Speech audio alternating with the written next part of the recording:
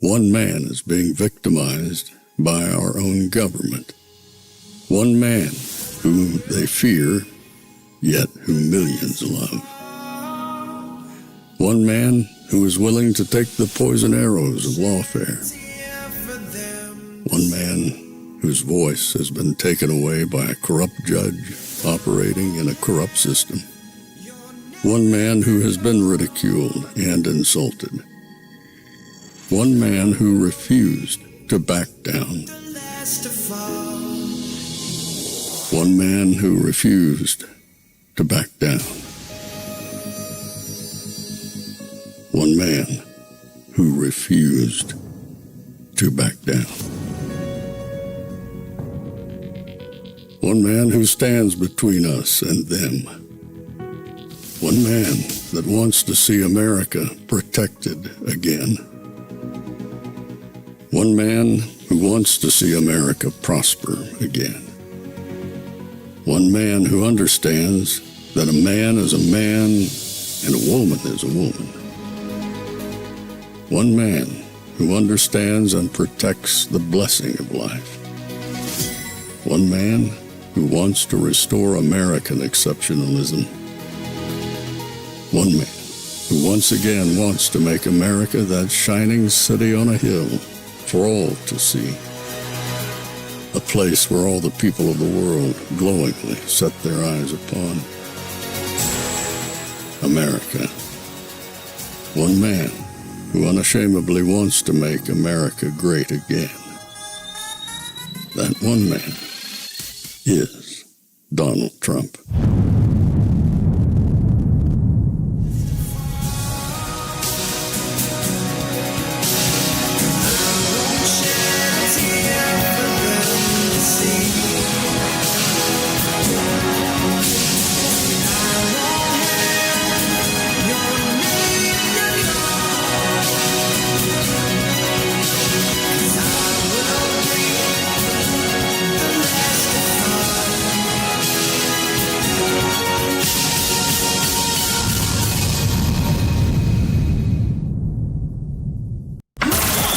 This is Fanfare with Barry Cunningham. This obviously were not as obvious as they would normally be because they're in the protective cordon of the Windsor Castle grounds. But, if anything was to go untoward, you've got some of the most elite fighting men in the world there. So, again, you might look at it and think they're just there for ceremony. Actually, they have a lot of talents. Piers, I know the Royals don't technically get involved with politics, but it's obvious that they're using the authority of the Royals to get something, a great deal with the president between our two countries. Yeah, no question. I think this is a real statement by the King and by the senior members of the royal family. I mean, it's very rare they all get together like this for a visit by a foreign leader. They're doing it to make a point. I think they recognize the world feels a little bit precarious right now.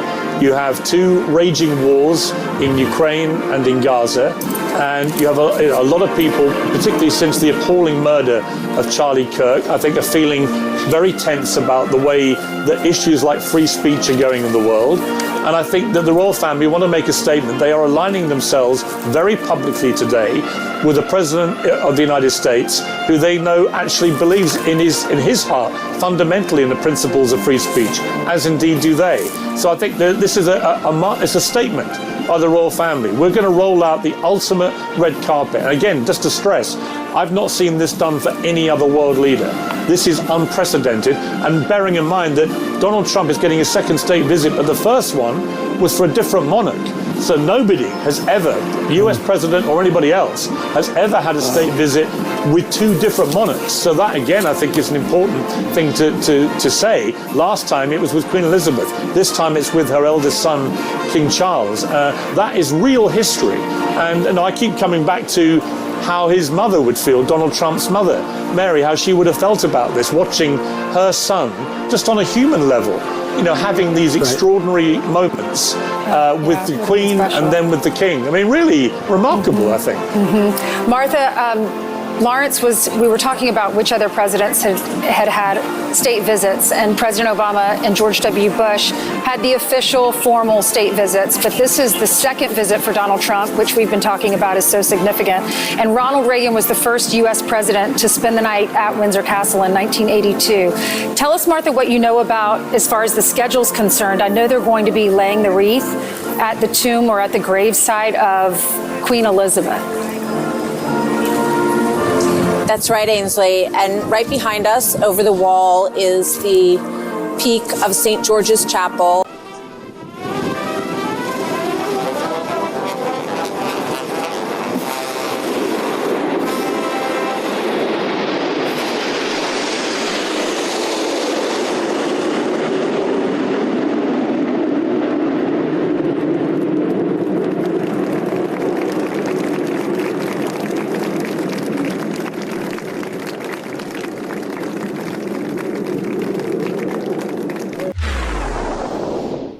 Welcome everybody to the Wednesday edition. Whew, man, time flies by with so much information going on. I don't even know where to begin today. We could spend a whole bunch of time talking about or showing you what's going on in England. There doesn't seem to be a whole lot of talking. It's a lot of pomp and circumstances, which I personally love, but I don't want to bore you to tears. You guys are going to have to let me know what kind of things you'd like to see are going on in England. Here, let me just show you a quick 1-minute view of some of the stuff I put together.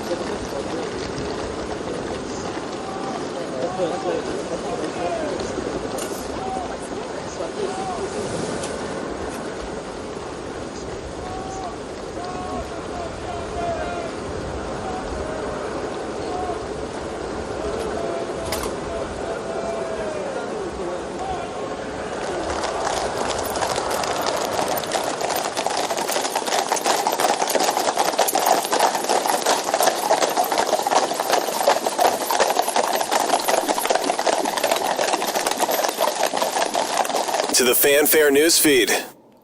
All right, so we got a little bit of breaking news. I've got that stuff recorded so I can go back to that at any time. But today is 17th September. The Federal Reserve just met, and the Grand Poobahs and everybody over there has decided that this fall is going to be money time. Listen up. Federal Reserve cutting interest rates by a quarter point as expected to a new range of 4 to 4.25%. New Fed governor and former CEO, current CEA chair, Stephen Martin dissenting in favor of 50 basis point cut. The median Fed official looking for 2 more rate cuts this year, but just barely. I'll get you details on that in a second. The statement importantly says the balance of risks have shifted. Downside risk to employment has risen. Job gains have slowed. Unemployment has edged up. And economic activity has moderated. At the same time, the statement does note that inflation has moved up and remains somewhat elevated, but clearly the Fed favoring the concern about employment here over the concern about inflation. It says uncertainty remains elevated as well. On the rate outlook and the so-called dot plot, some really interesting movements here. As I said, the median Fed official forecasting 2 more rate cuts this year, but just barely. There was massive disagreements among officials on the rate outlook for 2025. Very unusual with just 2 more meetings remaining. Let me give you the data here. One official doesn't want to cut at all. There was no other dissent in favor of not cutting today, but one wrote down the current rate or the previous rate as their dot. 6 want no more cuts after this one. 9 want 2 more cuts. And one official, I guess we can guess who it is, wants 5 more quarter point cuts this year, or 125 basis points, to bring in the Fed funds rate down below the median neutral rate. So there's a big time dove on the committee. I think the committee at the headquarters here will have some fun figuring out who exactly that is. The median wants 1 cut in 27 and 1 in 28. So I'll give you the numbers now. 3.6 is the median forecast for this year on the funds rate, down from the current of 4.125. So that's 2 cuts. 3.4 for 27 and 3.1 for 2028. A little bit more on the economic outlook. Core inflation unchanged. The outlook for this year at 3%. Unemployment unchanged at 4.5%. GDP pushed up a little bit to 1.6 from 1.4. 5 members want to go below the 3% neutral rate in 2026. That's up from 2 in September. So they're looking for a little bit of stimulus down the road next year in the funds rate. 6 want to do so by 2027. Brian, I'll send it back to you and the smart people around the table there to make sense of all this. All right, so what does that mean to you? Well, if you have a mortgage, a credit card, if you're looking at buying a house, the forecast ahead is pretty good. We expected that it was going to drop here in September, but now we know they're looking at dropping it 2 more times before the end of the year. This is very strong. The stock market responded immediately with a 400-point rise. It's now settled back down to 325, 330, but immediately, bam, it went to 400. So if you're looking at buying any real estate, if you're looking at doing any investing, if you're looking at downsizing and get rid of the debt on your credit card, now would be a good time. Well, actually, a couple of weeks ago would have been a good time to start looking. Because now what's going to happen is a lot of people who were sitting on the fence, a lot of people who were wondering what was going to be going on with the stock market, what was going to be going on with gold and silver, and what was going to be going on in real estate, now have a forecast idea of where things are headed going into 2026. They went down a quarter, they could have went down a half, but now we do know they're going to probably by January 1st be down 3/4, 25, 25, 25, 25, 50, 50. It's going down. It's going to be getting cheaper to get money. If it's cheaper to get money, people are going to invest in businesses. They're going to invest in real estate. If you're just sitting on the sidelines, and maybe that's where you're comfortable right now, at least you know if you've got a 401k and different types of investments, what you need to be looking at yourself. I personally, just full disclosure, have been in real estate for quite some time. Robin and I are actively looking at purchasing properties. We're closing on one next week. Now is the time. With everything going on, like I said, there is so much news today, But that is a big one. This is a big one. It was expected for the most part, but now it's here.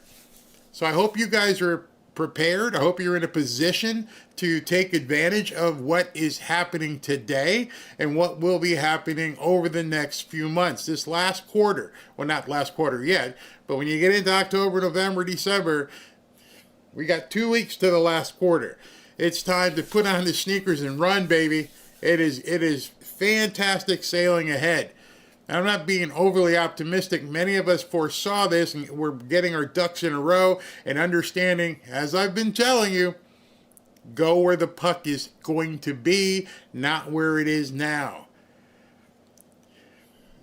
I can keep saying it, but until you guys take action on your own, there's not much I can do. Be happy. Understand, with all the turmoil that's going on, I don't know what President Trump is working on over in England, but there's a lot happening. So that was some of the pomp and circumstance. I could play like another hour of it, but I don't want to get mired into that. I'm waiting for Jerome Powell is supposed to come out and speak at any minute. It was supposed to be 2:15. When he comes on, we'll go ahead and jump right to it and see what his rationale was. From the guy on CNBC talking, there seems to be a lot of confusion, a lot of tension, a lot of inter-reserve tension going on. Some people don't want to, some people do. The overwhelming number of them said, yes, let's lower it.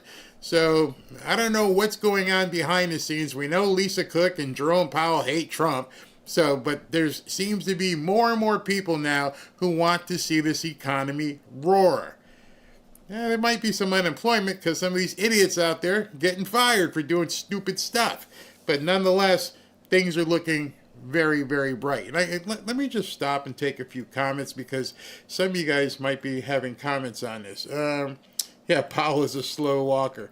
Shouldn't this have been done earlier? That's what President was saying. Too late, Powell. Too late. Should have been done quite a while ago. Robert Gallant, time to buy. And if it's not time now, it's going to be. Get yourselves put together. Get ready. Is this a good time for home equity loan or wait? I don't like home equity loans. Here's why. It's just very simple. It's just personal. I don't want to encumber a property any more than it already is unless I absolutely need the money. So, is it a good time for a home equity loan if you're doing an addition? Is it a good time for a home equity loan if you got to put a kid through college? Is it a good time for a home equity loan if you'd like to do some home improvement, all this kind of stuff? But sometimes people take home equity loans and they use them to go on vacation. And I'm like, that's a little bit high. I wouldn't want to spend the money, but it's all up to you. It is totally your call where you spend your money. I would never tell you don't do it. In regards directly to your question, depending on your timing and what you need, I personally would say wait till the second one goes down. Because right now it's September. I forget when their next meeting is. We'll hear from Jerome Powell shortly. But then we might be able to see it lower again. So if he tells you, and as you just heard from CNBC, that they are going to lower it 2 more times before the end of the year, unless you need the money now, I'd wait till they get the other 2 things lowered. Right now you're going to pay X. And if you know in a couple months or a month or so they're going to lower it again and then lower it again, if that's what the forecast is, maybe wait. Maybe wait till the first of the year. It's not that far away, talking 4 months. But it could be that much cheaper. It's the worst loan to get, always the highest interest. Yeah, it is. Lending tree stock is on the rise. A lot of loan type things are. I hear about Jasmine Crockett. Exactly, Barry. I want to refinance, but I'm going to wait a little bit longer.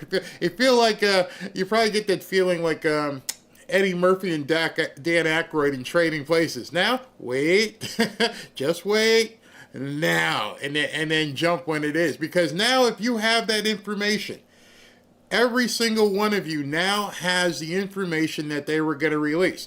Listen, here, let me play it again so you guys can hear it in case you guys missed it. All right, so I want you to hear what he says about the forecast. Federal Reserve cutting interest rates by a quarter point as expected to a new range of 4 to 4.25%. New Fed governor and former CEO, current CEA chair, Stephen Martin dissenting in favor of 50 basis point cut. The median Fed official looking for 2 more rate cuts this year, but just barely. I'll get you details on that in a second. The statement, importantly. Okay, so if you know right now, on September 17th, that the forecast is for 2 more rate cuts, why not just sit it out? Why not? Wait a little bit longer. I would. Does this make the dollar weak? Excuse me, a little bit dusty, I think. No, I don't think it makes the dollar weak whatsoever. I think it actually makes your dollar and what you're spending stronger because you have more of it. It reaches further. Just think about this. If you were going to buy a property and you were going to pay $100,000 for that property and you were going to buy it with a 5% interest, and now you can get it with a 4.5% interest, now you can afford more house. So your dollar becomes stronger because it has more buying power. So no, it doesn't get weak. It doesn't get weak. Facts, Barry. Yeah, I'm just trying to bring you guys information. Again, Powell is supposed to talk relatively soon, and then we could jump on it and listen to what he's got to say. My rate is 3.5%. No need for me to refi. I just pay extra month to pay off faster. Good. That's a great rate. Great rate. Let's see here. Because it helps deal with inflation and reduces it. Yes, I did see there was a bomb threat at TPUSA. I'll wait to refinance until January. Hopefully the Fed rate will be down to 3%. Whew, would that be awesome? Wouldn't that be awesome if the Fed rate, obviously people, the rate that the Fed puts out isn't necessarily the rate that you're going to get. It all depends upon your credit and the collateral and all these different things. But if you can get your mortgage or down to 3%, that means you're going to have a lot more money available to you. You can buy more. You just do the simple math: $100,000 at 5% versus $100,000 at 3%. That extra cushion there now might make you go to 120 using that simple math. Where is JD live? I don't know. Let's see here. What else we got? Jerome Powell is supposed to come live. Let's see what else we got here. All right. So while he's doing that, we're waiting for Jerome Powell to come out, and he's going to talk. Let me continue with today's show. Now, I was showing some of what's going on in England, and then President Trump I guess he has a dinner at 3:50, 3:20 our time. There's a whole lot of stuff going on. So here's what's going to happen. I'm going to continue with the show. And then as he does different things, or when Jerome Powell comes up, I'm going to cut and go to them. In between, when I'm changing streams and doing what I need to do, I'll put up the dancing horses and all that stuff so that I can do some stuff in the background. But nonetheless, let's continue with today's show. So one of the problems I'm having is we talked about this unity and civility and all this crap. I don't think it's possible. I really don't think it's possible. I said it yesterday. These people don't want unity. They are right back on their high horses trying to stomp on your heads today. And I'm going to show you bits and pieces of the hearing that's gone on with Kash Patel. But here's the beginning of that hearing. Director, yes or no, is the FBI still spying on parents at school board meetings? No, sir. Is the FBI still targeting Catholics? No, sir. Is the FBI still spying on President Trump? I don't believe so. Is the FBI still censoring Americans? No, sir. Is the FBI still targeting Americans for shopping at Cabela's or purchasing Bibles? Nobody is targeted for their faith. Is the FBI still targeting Americans who are pro-life? Nobody is targeting anyone for their beliefs. Is the FBI still cooking the books on crime data? The crime data is real. Is the FBI still purging agents for conservative viewpoints? No one at the FBI has asked their viewpoints on policy. Is the FBI still labeling the Betsy Ross flag, the flag of the American Revolution a hate symbol? No. You know, it's very interesting as Jim Jordan began this, and as the libnuts were going crazy, the fact that he had to name all these different things and say, are they still doing it? And he says, no. He's also letting you know this is what the Biden administration did do. A lot of people don't know that. Matter of fact, Jim Jordan, you should have said, hey, we know they did this. Are you still doing it? Because a lot of people would have missed it and not realized all the things he's rattling off is what the Biden administration was doing. Are you still doing it? No. Were they doing it? Yes. And when you heard him rattle off these things, and he's got a bunch more, understand how close we were to losing this country. Because every single one of the things he just said was definitely in effect. Well, maybe that's why you've been able to, what was the number? 23,000 bad guys you've arrested, a huge increase from the same time period in the previous administration. I think you said 1,400 predators, 4,000 children rescued. Were those the facts? 4,700, 35% increase on children rescued. Yeah. And you got the guy to Abbey Gate? We got the Abbey Gate guy. We had a guy from the 4th District of Ohio who lost his life there serving our country. We appreciate that. Maybe when you're not focused on politics, you can actually do what the FBI is supposed to do. Go get the bad guys, right? That's what the men and women of the FBI do. Director, did John Brennan lie to Congress? Let me just read a couple things actually before you answer that. 2 years ago, we had Mr. Brennan in for an interview, and I asked him, how'd you learn about the dossier in December of 2016? Mr. Brennan replied, I received a copy of it from the FBI, and the CIA was very much opposed to having any reference or inclusion of the Steele dossier in the intelligence community assessment. That's what John Brennan told the United States Congress. 7 weeks ago, the Director of National Intelligence told us this: John Brennan lied and denied using the dossier in the intelligence community assessment because he knew it was discredited. CIA officer told the House Intelligence Committee Brennan refused to remove it, and when confronted with the dossier's main flaws, he responded, yes, but doesn't it ring true? John Brennan lied to us? Mr. Chairman, I won't stylize the evidence. What I will say is that the intelligence community assessment, those that created it and any individual involved with it, is an ongoing investigation.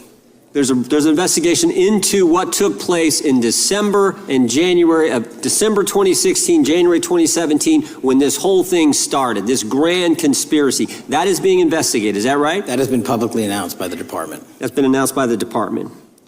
Did Chris Wray hide documents from this committee? You would know better than me, sir.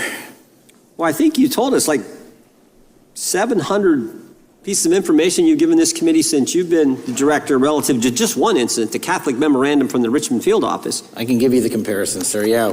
The Catholic memo, I believe we turned over 750 documents. In Mr. Ray's tenure, I believe they turned over 19 pages. 19 pages. You've given us 700. Why would Chris Wray hide information from this committee? You'd have to hazard a guess? I'm sorry?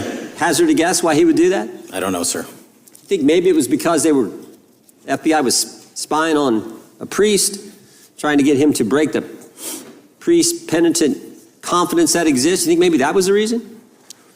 You'd have to ask him, sir. Yeah, we'd love to do that. I want to read a few names here. Artie Hayes, Tropic Vortex, Riding Hood, Foggy Falls, Echoes Fade, Sirens Lure, Genetic Christmas. What are these code names about, Director? You know? Not off the top of my head. Well, RDKs, Tropic Vortex. My understanding, these are code names for leak investigations of classified information from the year 2017. Does that ring a bell?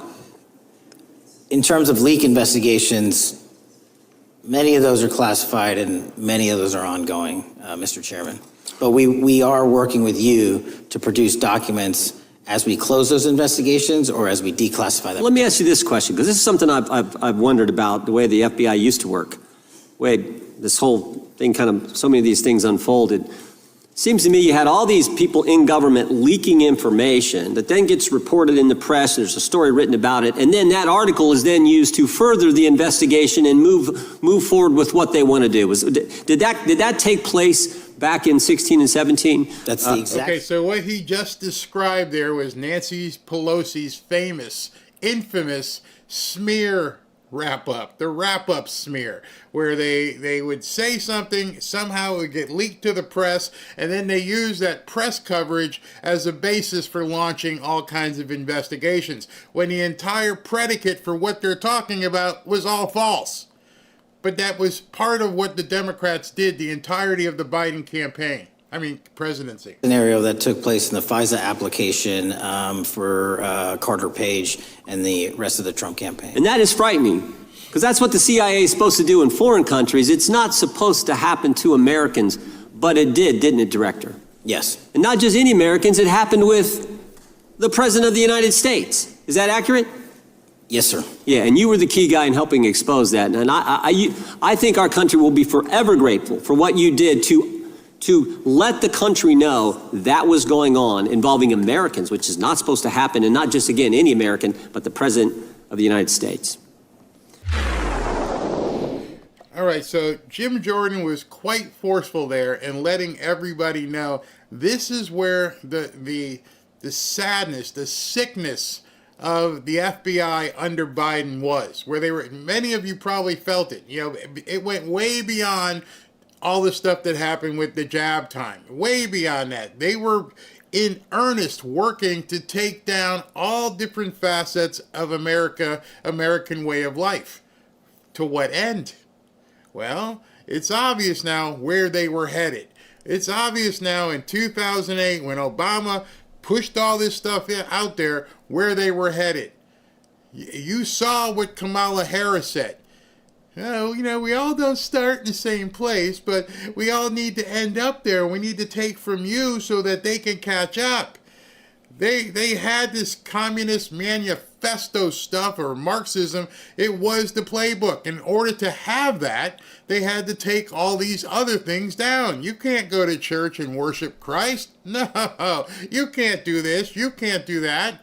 They were going to do everything they possibly can to completely strip you of all of your rights. It was going to be a hellscape. An absolute hellscape is what we dodged by having President Trump get back in office. And this thing continued.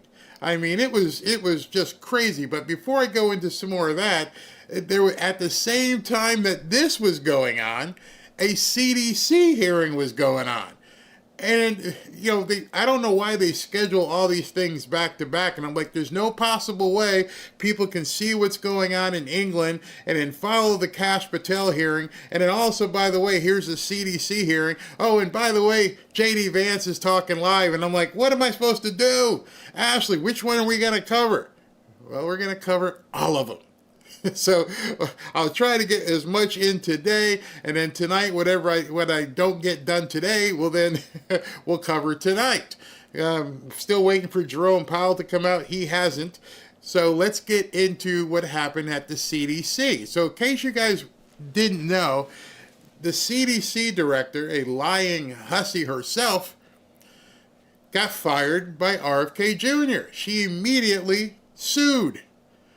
Well, Mark Wayne Mullen found out that this just didn't happen by chance. This was all choreographed as well. So I hope I get this in before Jerome Powell comes out. But check this out. What day was you fired? I believe I was fired on August 27th. Okay, what day was the first time you seeked counsel? Not retained, seeked counsel. I don't recall. We can get those records, so maybe you should recall them, because I think you might have an honesty issue here that we want to point out. So, what day was it that you spoke to the attorneys the first time? It was on or before the day I was fired. No, that's when you retained them. You already testified to that. When did you speak to them? Again, it was on or before the day I was fired. So you retained them the first time you spoke to them? I believe that I retained them the first time I spoke to them. Was you let go in the middle of the night? Was you let go in the middle of the day? I believe. Now, I know the answer to this, so let's be honest here. I believe I received Well, I believe I received an email from the White House indicating that my services were no longer needed. What time was that? Sometime in the afternoon, sometime in the evening. Late evening, late afternoon, late evening? And so you got hold of the attorneys late at night? I'm sorry, what? You got hold of the attorneys after business hours to retain them? I don't recall. I think you do. I really you don't recall retaining your attorneys. I don't recall the specific time or day that I returned them. See, I still think you have an honest issue because it wasn't that long ago. And I think I could recall when I hired an attorney. And I could definitely recall the time I did it. Now, when did you remove the political appointees from the floor that you work on? Again, I did not. I moved some political appointees in, and I put my senior advisors together. When did you remove them and remove their access to your floor? And you had a conversation with the secretary about this. When did that happen? Like how many days into your job? I hate her smile like, oh my God, you got me. I'm lying my ass off and you got me. What do I do? Somebody please help. He's got me. Not only did she get an attorney, she got the group of attorneys who were going after Trump during his impeachment. Wow, small world. Small world that the attorneys that this woman got after she got fired are the same people who put together the entire impeachment. What are the odds that all these people keep getting represented by the same lawyers over and over and over? That should tell you first and foremost right there, we got a big problem. We are fighting an overwhelming corrupted machine. She was obviously installed. She didn't know what the hell she was doing. And then as soon as she gets poop canned, she hires the attorneys to fight in court so she can stay and get more money and still continue to be the fly in the ointment for RFK Jr.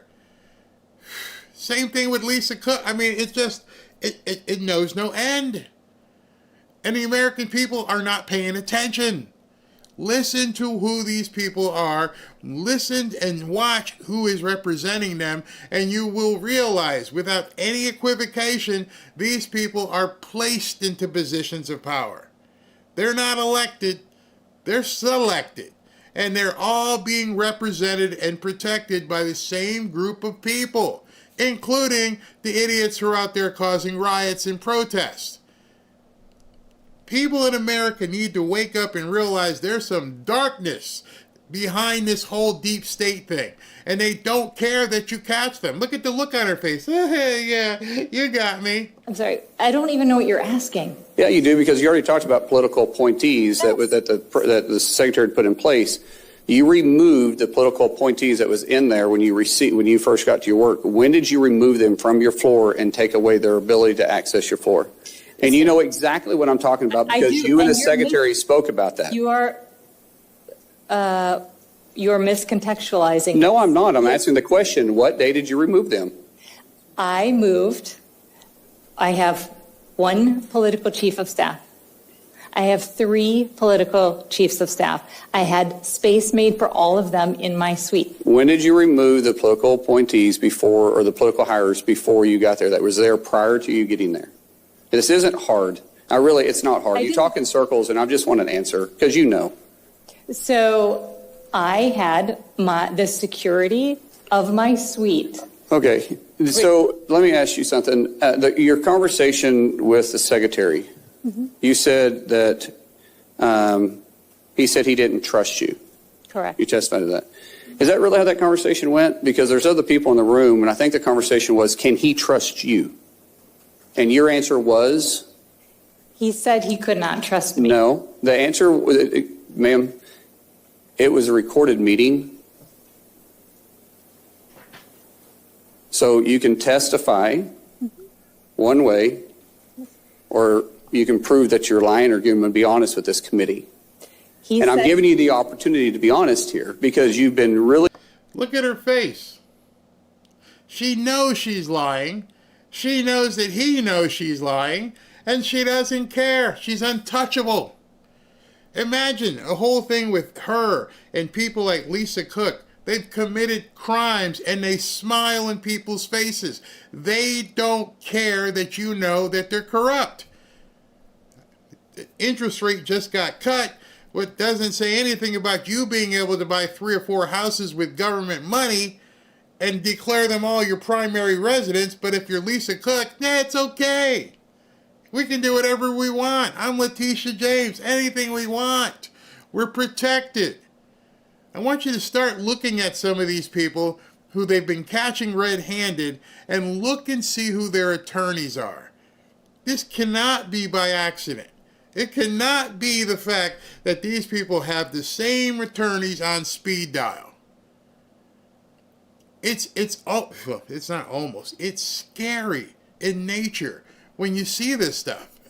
It's crazy. The walking around the edges and not being truthful. So, did he ask you the question, can he trust you? And your answer was? He told me he could not trust me. And I told him if he could not trust me, he could fire me. That isn't how that conversation went. And you know that, don't you? He told me he could not trust me. And I told him if he could not trust me, he could fire me. Ma'am, all we're looking for is you to be honest. And you haven't been. You're not being honest with the conversation you're having. You're not being honest with the timeline, and you won't even give the answers of who your attorneys were. And all we're looking for is you to be honest. If we're going to have a hearing and we're going to discuss certain things, let's make sure we're talking with someone that we can trust your answers. It's like my kids. I tell my kids all the time, one thing I want from you, I can deal with any situation we walk into as long as I know you're being 100% honest with me. The minute I can't tell you're being honest with me, I can't trust you. From then on, everything you say is questioned. And you have to question you because your personality and your answers aren't correct. Therefore, I yield back. Senator Markey. So how do you handle people that you know are lying, who you know they know are lying, and they know you know they're lying, because you have the transcript, you have the actual tape, she was recorded, and they still don't care. It goes beyond comprehension at this point. It's absolutely crazy. Before I go to, I'll take JD Vance's speech here in a second, but I want you to see some of the stuff that went on between, what's his name, Kash Patel, and some of these nuts at the hearing today, because it's just absolutely insane. Let's listen into this stuff here now. And let me do this. 5, record low crime during the Biden-Harris administration.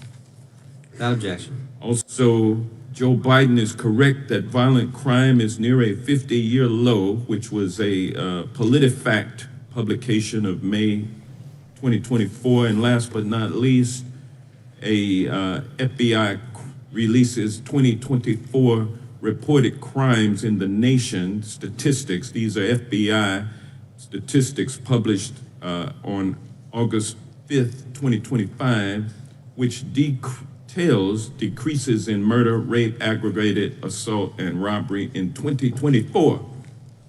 Without objection. Gentleman from Kentucky is recognized for unanimous consent. Mr. Chairman, I ask unanimous consent to submit 2 sets of documents. The first is a series of emails from the victims of Jeffrey Epstein. They are making FOIA requests to get their own FBI file. So, I don't know what's gotten up Thomas Massey's butt, but they turned this entire hearing, as you're about to hear when he starts talking, it's all about Epstein. Charlie Kirk, not even in the ground yet. And these people are talking about nothing but Epstein. And this guy is supposed to be a Republican.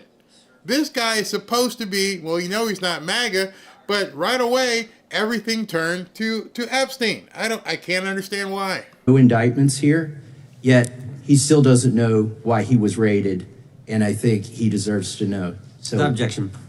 Thank you. The chair now recognizes the gentleman from California.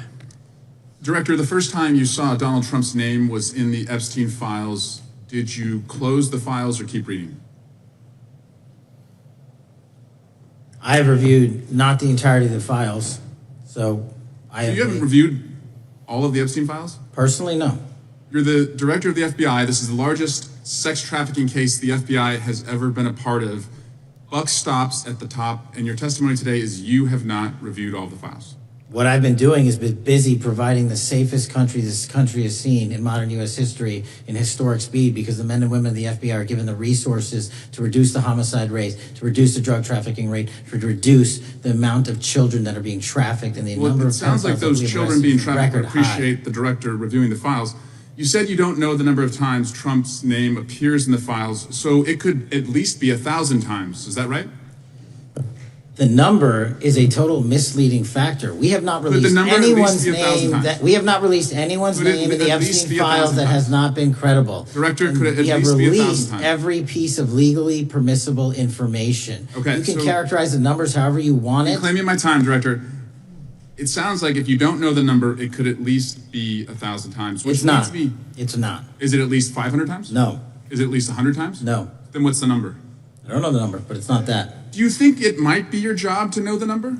My job is to provide for the safety and security of this country. My job is not to engage in political innuendo so you can go out to the sticks and get your 20-second hit in your fundraising article. And keep going, reclaiming your time, because the people of California are being underserved by your representation. If the president is not implicated, why not release everything that involves him? We have released everything, the president and anyone else's side, that is credible and lawfully be able to be released. Your fixation on this matter and baseless accusations that I'm hiding child pedophiles is disgusting. Anyone that says that needs to look at the stats alone and go back to the state of California, who's receiving the biggest surge in FBI resources through my redeployment, because the cities of Los Angeles, San Diego, and San Francisco need it. Director, remembering your oath to tell the truth, did you ever tell Donald Trump his name is in the files?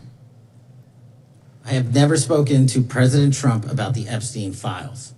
Did you ever tell the Attorney General that Donald Trump's name is in the Epstein files? The Attorney General and I have had numerous discussions about the entirety of the Epstein files and the reviews conducted by our team. Did you tell the Attorney General that Donald Trump's name is in the Epstein files? And we have released where President Trump's name is in the Attorney files. It's a simple question. Did you tell the Attorney General that the President's name is in the Epstein files? During many conversations that the Attorney General and I have had on the matter of Epstein, we have reviewed. The question is simple. Who did you tell the Attorney General that Donald Trump's name is in theEpstein files? Yes or no? Why don't you try spelling it out? Yes or no, Director? Use the alphabet. Yes or no? No, A, B, C, Director, D, E, F. it sounds like you don't want to tell us. Did you tell the Attorney General that Donald Trump's name is in the Epstein files? Why don't you try serving your constituency by focusing on reducing violent crime in this country and the number of pedophiles that are illegally harbored in your sanctuary cities in California? I'll work with you on that. Regular order, Mr. Chairman. Director, I belong to the gentleman from California. Did you tell the Attorney General that Donald Trump's name is in the Epstein files? The question has been asked and answered. You've not answered it, and we will take your evasiveness as a consciousness of guilt. Director, did Donald Trump ever say to you, just find and release the entire truth? Don't worry if I'm in it. The instructions from the administration were to release all credible information, and we have done that. Did Donald Trump ever provide information about Jeffrey Epstein as an informant? Donald Trump has not been, and I can only speak for the FBI, an informant of the FBI. So, Director, you've played this cute shell game where you say you can't release everything because the court has said that it legally is not allowed to be released, but the court calls bullshit. Judge Richard Berman said that when you went to the court, quote, information contained in the Epstein grand jury transcripts pales in comparison to Epstein investigation information and materials in the hands of the Department of Justice. So let's move on, Director. You wrote a book called Government Gangsters. You identified 20 individuals in that book.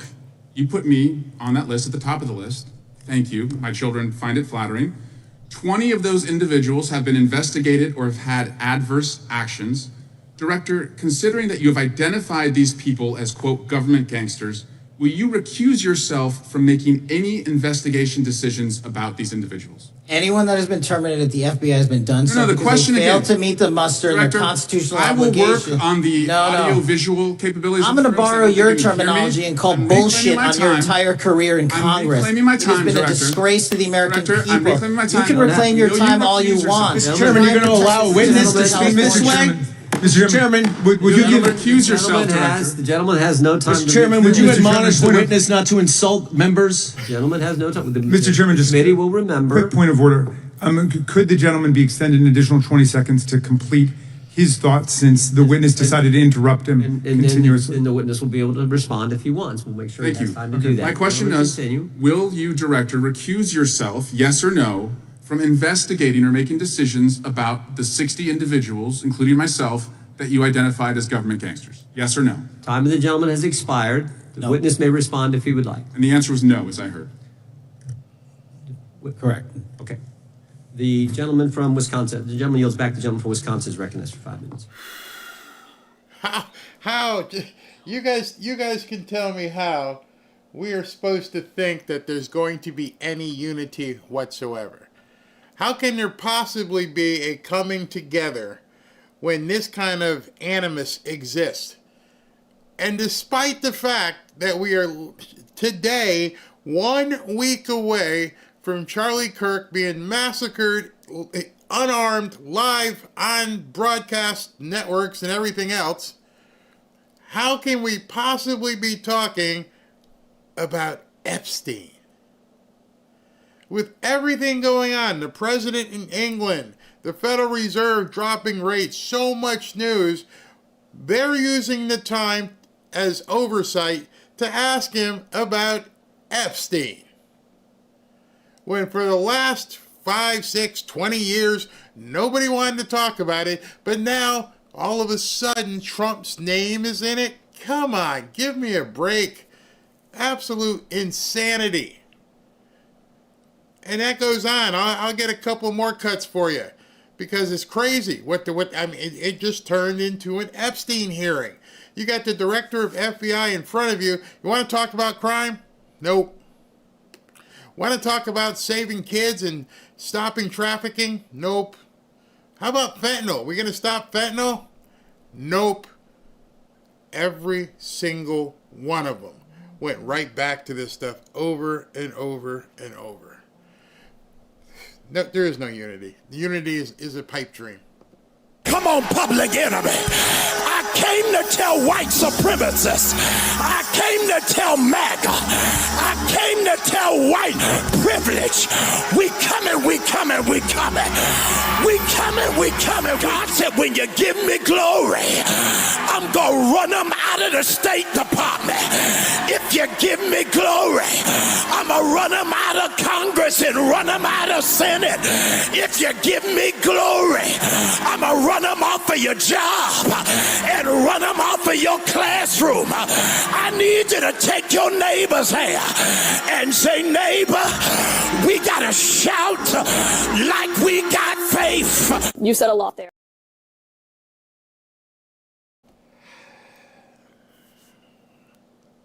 How can you go to a place of worship and hear that? How can you be cheering in the pews after hearing that? Some of you probably didn't even understand what he was saying, but he basically says, he's praying that we can exorcise the demons of white supremacy and this and that and the other thing. You got to get them out of here. Unity? Just like I said yesterday, unless you admit you need to lose weight, unless you admit you need to stop drinking, unless you admit you need to stop gambling, you can fill in the blank with addiction. How can we move forward when everybody, it seems, on that side is completely oblivious to what even happened last week? There are people seriously still hurt, and they're literally dancing on not even yet the grave. And you get people in the media who are pretending nothing ever happened. We don't know what's going on. We don't know what's wrong. We can't find a motive. And we don't have a motive yet. We don't know yet. We're waiting. Obviously, we've heard what the governor's had to say, what the FBI director said today. Come on, we don't have a motive yet. We know. We don't have a motive yet. What's really? happening with? Really, that's CNN's position. I mean, from law enforcement, he just happened Senator. to fire the gun in celebration. You can't tell the motive. Senator, that's not what I said. And I said law enforcement hasn't laid out a direct motive. They've laid out a lot of evidence here of these messages and what actually, the they shooter have. said They've to said that family he was a members left-wing and to activist who hated roommates. Charlie Kirk. Pardon? Senator, with all due respect, you know exactly what I'm saying. I'm not arguing with you politically. I'm saying that law. The message isn't meant for you. The message isn't meant for Ted Cruz. Ted Cruz, you guys have got to stop going on these shows. The message is to keep the idiots who still tune into her show and these shows on CNN. The message is to keep those people like mushrooms. Keep them in the dark and feed them a whole bunch of bullcrap. Oh, there's no motive. The guy laid it out in the charging document. He went through it piece by flipping piece. He built a stacked document. It's this, it's that, it's this, it's that. And the media's like they didn't even hear it. What do you mean, motive? What's his motive? How about the fact that he wrote, I hate Charlie Kirk and we need to take him out? That's his motive. They are so stuck on this man meets man versus man wears skirt ideology that they can't admit it. Who, again, just like the lady at the CDC who is Smiling Jack, and she can just lie with impunity because she's somehow protected by the mob. Caitlin is the same way. You know exactly what the motive is. There's no doubt what the motive is, but you don't want to let the people who watch your stuff know that there's a motive. It's complete gaslighting. Enforcement has not put a specific motive. You know that there's a difference of what they're putting in a legal argument than what you're talking about. And you're not even, we're not even arguing about the facts here. What you just said is false, Senator, Caitlin. No. Caitlin, facts. You know, besides him being Senator Ted Cruz, which means it should have a certain level of respect when you're talking to somebody like that. But the other part is he's an attorney. You are a paid talking head with makeup. He's an attorney, and you're trying to tell the attorney that there's no motive.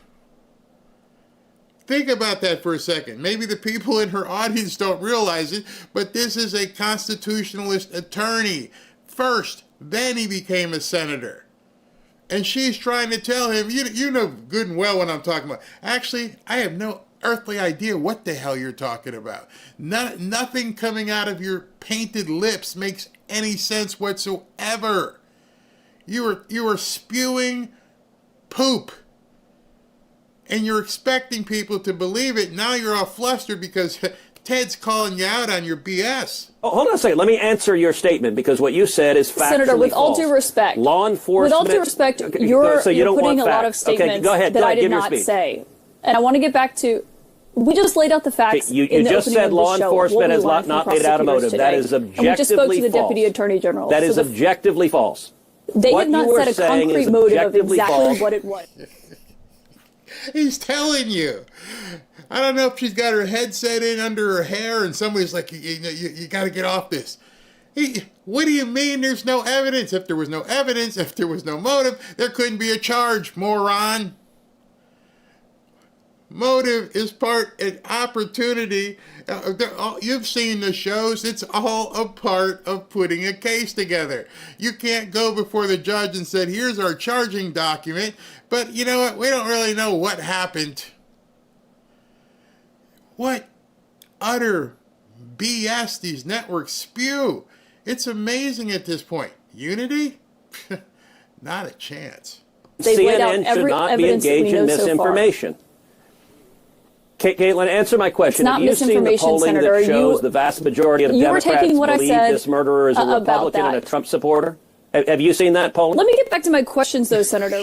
Did you see this? Now let's go over here and look at the yellow rose. You come to a fight and you're not prepared. You think this is going to be easy to try and bamboozle a constitutional attorney, and now you're into something way deep and you're trying to backstroke and you look stupid. Because the question here You're not going to answer that was question? actually Are you going to answer what that you were question? saying You about have seen that investigations that polling. you'd like to see. So you're not going to Senator, answer I'm the the question. one asking the questions here. And the question... Oh, see, that's one reason why I keep telling Republicans, stop going on these shows. You don't need the popularity. They're not giving you any extra clout. I'm the one asking the questions. You know how rude that is? That's what I've been telling you. That ends the conversation. I don't really give a shit what you have to say. I'm in control of this conversation. Every time we do an interview, I would never tell somebody, hey, hold up. You don't get to ask any questions. You answer what I ask you. I'm a grown-ass man. How are you going to tell me I'm the one answering the question? At that point, Ted Cruz, better man than me, because I'd have been like, you know what you can do? You can go F off, and here's your mic, and don't call me no more. I'm the one answering the questions, you plebe. I am Miss Caitlin of Collins. I'm the one here. I'm the boss now, see? Man, you had a perfect opportunity to go tell this one to frig off. No, we were having a conversation. I understand that you want to say things that are factually false, and then you don't actually want the facts. Groups also need to be investigated? You can never hold any sort of conversation when the two parties won't let the other talk. I understand why Ted Cruz is pissed off at this point, is because, A, you told me I'm the one in control here, not you, and she's just trying to steam through the conversation that she's having with a senator of the United States. You invited me onto your show. You invited me to come on. I didn't call. I'm pretty sure Ted Cruz's office didn't call Caitlin Collins. I would bet anything. I would push all in that Caitlin Collins, her producers, called Ted Cruz. Hey, would you like to talk about Charlie Kirk? Sure. And then that's what you get. Here's another big hit. When somebody tells you, with all due respect, it usually means F you, I don't care, I'm not giving you no respect. Otherwise, you wouldn't have to say, with all due respect, you'd be already exhibiting it. You would already be showing, deferring. His respect is earned and expected because he's a sitting senator in the United States government. And, with all due respect, no, that should be a given, Caitlin. Every single person that Ashley books on here that's a member of government, they come to this show knowing they will be respected. They are in our government. Yeah, there should be some pointed questions, but you don't have to say with all due respect, because with all due respect was inferred when Ashley made the phone call. Out. Okay, give your speech. That's not true, Senator. I'm asking you a question. Go ahead. I don't know what your question is, because we have a delay because you're in England, so I can't hear what you're saying. You said that you believe that left-wing groups should be investigated. You want to know where the financing is coming from for protests. Do you believe that they should also be looking into right-wing groups as well, or do you believe it should only be limited to that? Look, I believe anyone engaged in acts of violence should be prosecuted and go to jail. But I will say there has been an enormous amount, and CNN has been guilty of this, of both sidesism, of saying, gosh, both sides are violent. And understand, yes, there is some violence on both sides, but it is the left that overwhelmingly celebrates this. It is leftists that have been celebrating. You look at Blue Sky, and it is a cesspool of leftists celebrating the murder of Charlie Kirk. You look at recent polling that shows over 50% of Democrats saying violence against Elon Musk is justified. Violence against Donald Trump is justified. So Senator Cruz just made a big mistake. It's not over 50% feel violence is justified. Over 50% saying taking them out is justified. The mere fact that stat is out there and been verified, that half of liberals think it's okay if you take them out. I would be ashamed to be associated with that. Hey, Caitlin, you want to dig into that study? No, of course not. You look at Democrats who do things like what Kamala Harris did of giving money and urging people to give money to bail out violent rioters and Antifa riots. It is only one side that justifies this violence. My view is if you commit acts of violence, you should be prosecuted. And so, yes, we should follow the money. Anyone funding acts of violence, we should go after. But this is a left-wing problem.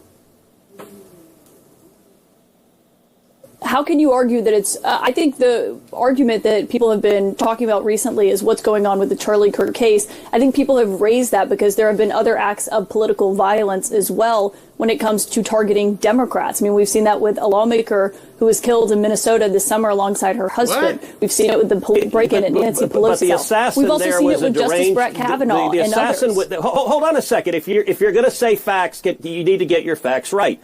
The assassin there was not a right-wing assassin acting on a political motive. The assassin there was someone who had been an appointee of Tim Walz, and he was a deranged lunatic. And yes, there are deranged lunatics who attack people both right and left, but if you look at murders carried out for political agendas, they are overwhelmingly on the left. Whether it is the assassination of Charlie Kirk, the 2 assassination attempts of Donald Trump, the assassination attempt on Brett Kavanaugh, over and over and over again, whether it was the congressional shooter who came to Washington to the baseball game and said, I want to find congressional Republicans. How did you ask that question, Caitlin? How did you bring up Minnesota and Tim Walz and not realize it was a nut job lefty? How did you not know that? How did you not do your whole... Even Ted Cruz was like, what? What are you talking about? What exactly are you talking about? By the way, name in the last, I don't know, 5 years of a right-wing person, whatever right-wing is, name one of those people who have gone, oh, don't bring up Charlotte, please, Charlottesville, please don't bring up that. You're lying. Where are these crazed right-wingers that are doing this stuff? All of those instances. We've noted all of those instances, but sir, we're also noting that there have been others, including the Democratic lawmakers who were targeted just a couple of months ago. So I think that is the point that people have made here. But it wasn't by a Republican for a political agenda. And by the way, that lunatic should be prosecuted and go to jail. So what I'm not doing is what leftists are doing. Leftists are celebrating that murder. I think the murder in Minnesota was horrible. It was horrible, and that violent criminal should be prosecuted and going to jail. You would have a point if I said, gosh, let's set up a bail fund for that murderer. Then you'd have a point. But it's only one side that is doing that. Do you agree that on Blue Sky there are thousands of leftists celebrating and reveling in the murder of Charlie Kirk? Okay. Senator? What? No answer, Caitlin? Oh, that's right. This is your show. You're asking the questions. He asked you questions. And by the way, when you see somebody do that, SB will tell you, that's called a tell. Okay, so you're holding a pair of 6s or something. I'm against my jacks. When you see that kind of thing, it's involuntary. It means that person has nothing. There's no way they can do that unless she was acting, which is also possible. That's how you can get caught in poker. But for the most part, it was such a quick reaction. It was a tell. I'm stuck. Help me get out of this. What do I do? Oh, Blue Sky. No, you weren't prepared for that. And you got hammered and you're looking through the sky for help. Instead of just saying, yes. You see, you want to unify the country? Ted Cruz just allowed you to. You could have simply just went, yeah, you're right. How hard is that? Are there some idiots on the right? Ted Cruz has said over and over, yeah, there's some crazies on the right. Yeah, absolutely. I haven't heard her say yet that there are crazies and murderers and nut jobs on the left. They won't even go there. I don't think that anyone should celebrate someone's murder regardless of what that person believed when they were on Earth. And I don't think Blue Sky is representative of how people feel. If you celebrate it, I think that's wrong, and I think that's evil. It's representative of leftists. It's only left-wingers are on it.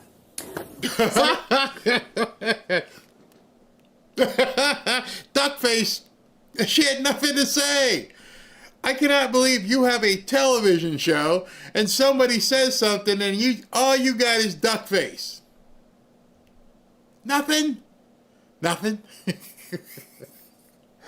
Oh, we're going to see more of this too as well. Ted Cruz, thanks for your time tonight. Scott just got Bye, Ted. Ted, get out. Get out. Get out. I got nothing for you. Whew. I want you to hear this from Senator here in my state, Ashley Moody, who took once Marco Rubio. She's Marco Rubio's replacement down here in Florida. So she's now a senator in the United States, and she was the Attorney General of Florida. And full disclosure, I used to work with her brother. So it's not like I'm going to tell you a lie, but I don't want anybody going, did you used to work with her brother? Yeah, I used to work with her brother. All right. Can we move on now? All right, that being said, that same lady in the CDC, she had some questions for her. I have to say, I'm a new senator here, so this is all very troubling to me. But I'm really shocked. Most people come and introduce their families. I'm really shocked that we have behind you anti-Trump lawyers that you've invited. Do you want to introduce your lawyers that you brought with you today? I'm just noticing that they're aiding with your testimony. They keep handing you notes and whispering in your ears. So I figured you should probably, for the record, put their names in the record. You see, I always thought that. I always thought when you're watching these hearings and you're watching these people talk, and as they're talking, and well, if you're going to give the testimony, can I just know who the hell you are? So, proving you're a puppet. Proving, just like with Caitlyn, duckface, you got nothing.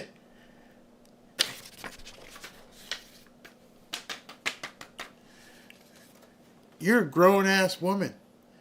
You were in charge of the CDC, and you can't give a straight answer?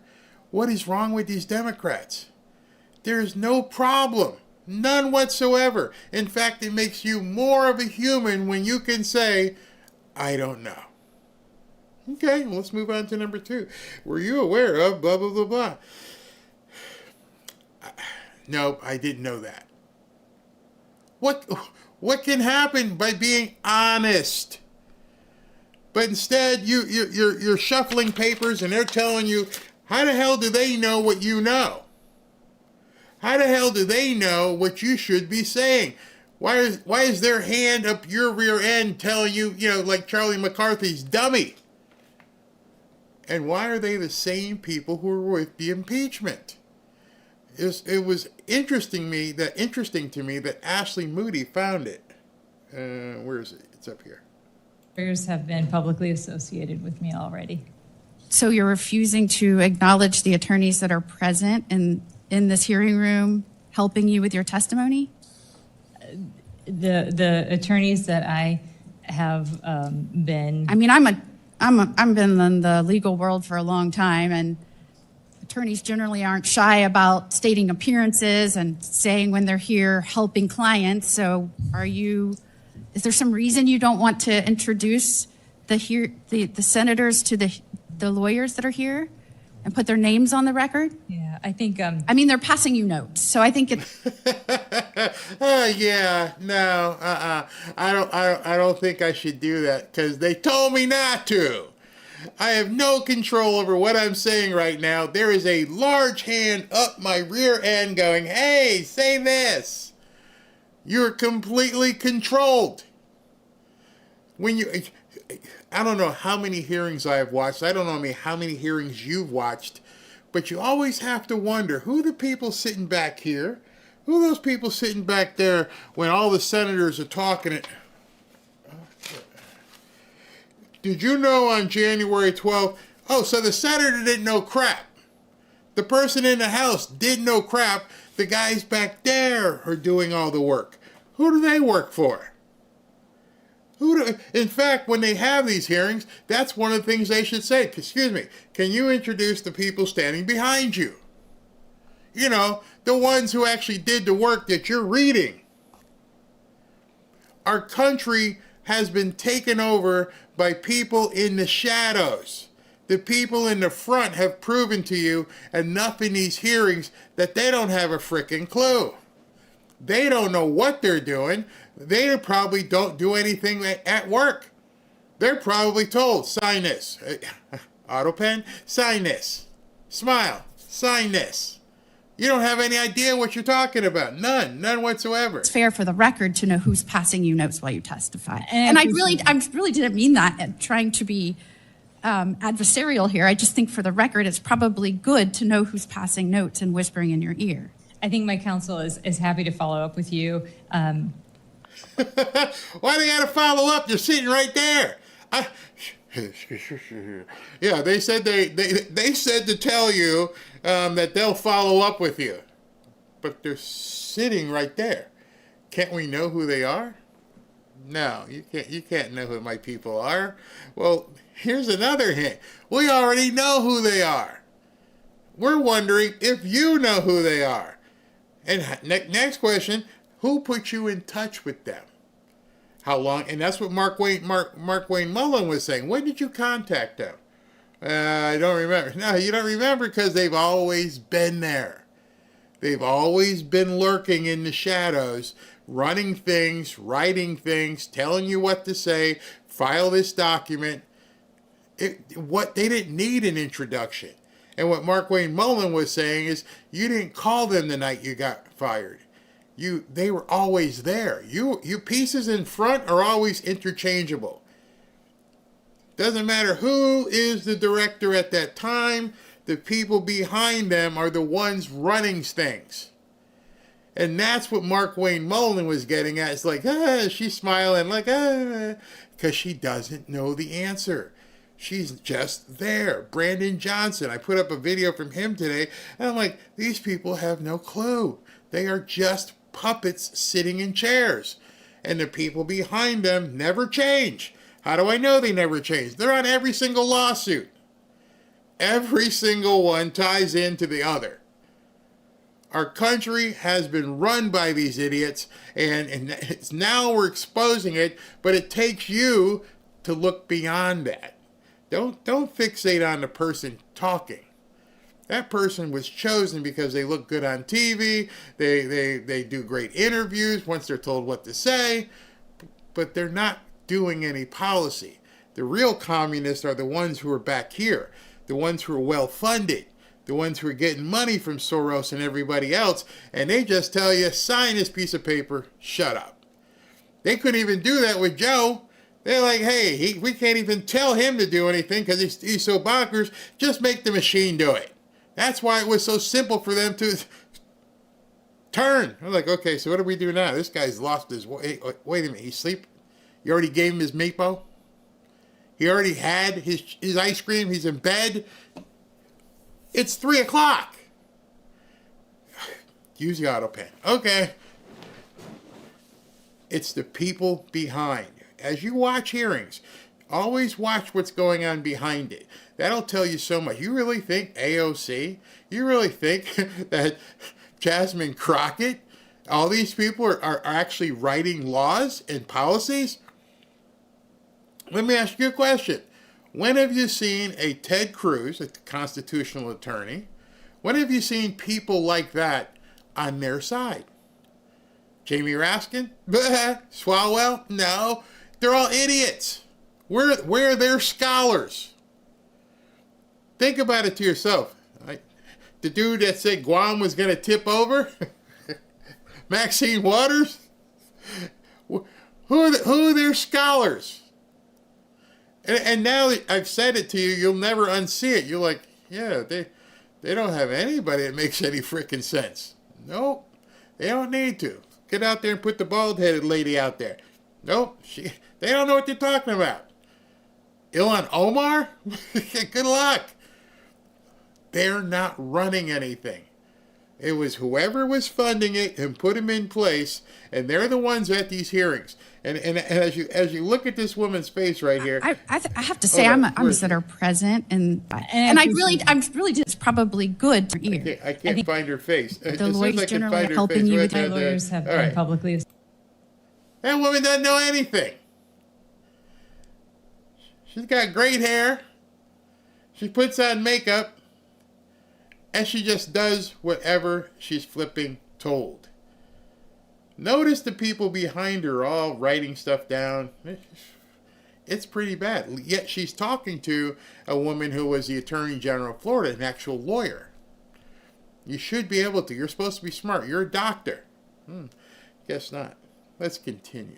Angry, got real mad. Face it, it's gotta be this, it's gotta be this, it's gotta be this.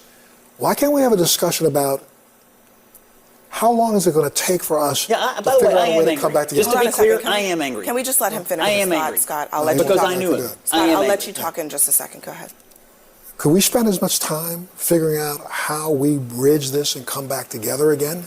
You know, I used to have a note on my producer's desk when I did my show that was said, we don't belabor what happens, we try to figure out why it happens and come up with solutions. Right now, all we're doing is belaboring what happened over and over and over and over again. We're not going to sit down and try to figure out how do we stop it. If we want to You got to go stop after violence, left-wing terrorists. That's actually exactly the conversation we're having, is we're acknowledging there's a problem. so anybody who disagrees with you is a left-wing terrorist. Absolutely not, but if they... No, not anyone who disagrees with me. The ones who want to take off your head. Those are the ones who have to worry about, and they all happen to be on your side. So there is no coming together until, it was nice that he said that, Montel. Can't we just come together? Sure. How do we do that? Oh, she about to tell him, and he don't want to hear it. They want you to acquiesce. They don't want to come and meet. They want you to bow down. They want you to let them do what they want to do. Otherwise, you know, you're the racist, homophobe, xenophobe, some kind of phobe. Get a conservative and murder him in brutal fashion. He's probably let me answer your question. Yes, that person is a murderer. You said, we can all acknowledge that. You said I am angry, and I am channeling the emotions of millions of conservatives who are angry. They knew Charlie. They loved Charlie. They viewed Charlie as a mainstream conservative Republican voice who talked about issues that millions of Americans believe. He also talked about his faith. And he did it by going to college campuses, which are not normally hospitable to conservatives, and offering his opponents a microphone to have what we always say. In support of what? In support of what? Civil discourse. Not only that, but support of the First Amendment. And he guess made what? sure that people had an opportunity to stand in a room and talk. He was murdered trying to do what we always say. Why don't we talk to each other? So yes, it's not even been a week. So you're going to have to give us a little grace on being angry about somebody who did what you... What was that look? You have to give us a little grace. If you want to talk, you got to let us talk. There are people, like I've said before, my YouTube channel is constantly under attack. I get stupid emails from people, and I don't do anything but flip a switch and turn on some lights. That's it. And they don't want you to talk. They don't want to sit down. You saw Caitlin Collins with Senator Cruz. They don't want to talk about what you like to talk about. What you find important is not important to them. You might eat meat. You might want to go to church. You might want to have a baby. You might want to get married to someone in the other sex. Everything that you hold dear, they don't want to talk about. They want to remove babies. They want to destroy marriage. What do you want to talk about?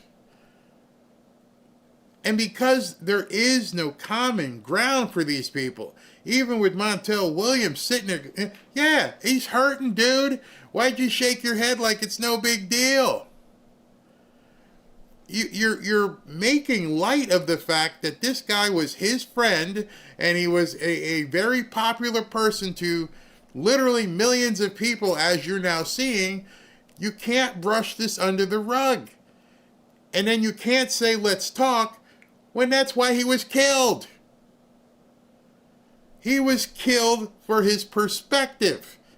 He didn't do anything. He didn't plant any bombs. He didn't advocate going to, conflict. He was talking. Hey, here's a microphone. Ask me a question. Boom. I guess you didn't want the answer.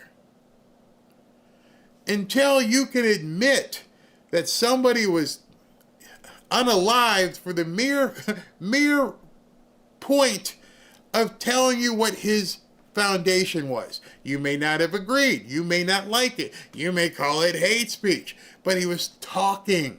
Always say that we should do. Let's talk. We didn't And he get got much grace killed. over. And he got more killed. than a week's grace over So- 2 Michigan elected officials who were murdered. Did we give? Was it 3 weeks before we decided to say that there was something wrong with Speaker Pelosi's husband being hit in the head with a hammer? It's gotten to a point of complete belligerence and unintelligence. Completely. It's apples and prunes. They don't, apples and tomatoes. This was a guy who was killed because of his core principles and beliefs. We still don't know, which is your problem, we still don't know why Paul Pelosi was in his underwear with some dude. If you think that was some sort of terroristic activity, tell us more. Why was he home alone at 11 to 12 o'clock at night with some dude in his underwear that he let in the house after the guy, went left and came back with all? What's all the information? We don't know who the hell he was. We know what happened to Charlie. The people in Michigan, nope. It wasn't Republicans. They're not understanding, or they're just being ignorant. By a homeless drug addict? I mean, it was terrible that happened. This is not the same kind of case. This is according to the local officials, as Ellie just told us, a clear political motivation of a guy that a lot of us held dear, that a lot of us considered to be somebody who a mainstream voice. He was not an extremist. He was a mainstream voice. Pelosi's attacker may have been mentally ill, but he was also politically motivated. I also think there were people. It hurts me sometimes. Some of you guys, Barry, why do you show it? Because you need to understand there is no such thing as unity. It's not going to happen. Listen to this idiot. I don't know that we'll ever get into fully the minds of what happened here, but it is really horrible that Charlie Kirk was murdered by this person. Absolutely. Like, full stop, end of sentence, horrifying. And whether there are plenty of people who have conflicts with their parents who don't murder people. And, I just think, we should all just acknowledge that it was a horrifying, terrible thing, and he deserves punishment for what he did because he took the life of a person. And, I just think it's a little complicated to look back and, say he has a conflict with his father. Lots of these things happen, and they don't result in just the end of a life of a father who had children. What did she say? I mean, seriously, what in the hell did she just say in those 45 seconds? I feel like I need to go like this when I turn on this network because it's almost like devil speak. What in the hell are you talking about? Speaking of devil speak, boy, oh boy, oh boy. No, you don't need the military in some of these blue areas. Nope, not whatsoever. Thanks, SB, for breaking this up. Breaking, multiple officers have been shot in York County, Pennsylvania. Per preliminary reports, 3 have been shot and at least 1 is being medevaced. Their conditions are unknown. Pray for these officers and their families. It just doesn't end. It won't end. Why? Because we're in a conflict. People don't want to admit it, but that conflict is there. I'll be right back. Today's sponsor, Juvenile has a different product this time. It's not the one that helps the lifting. This one helps with blood pressure.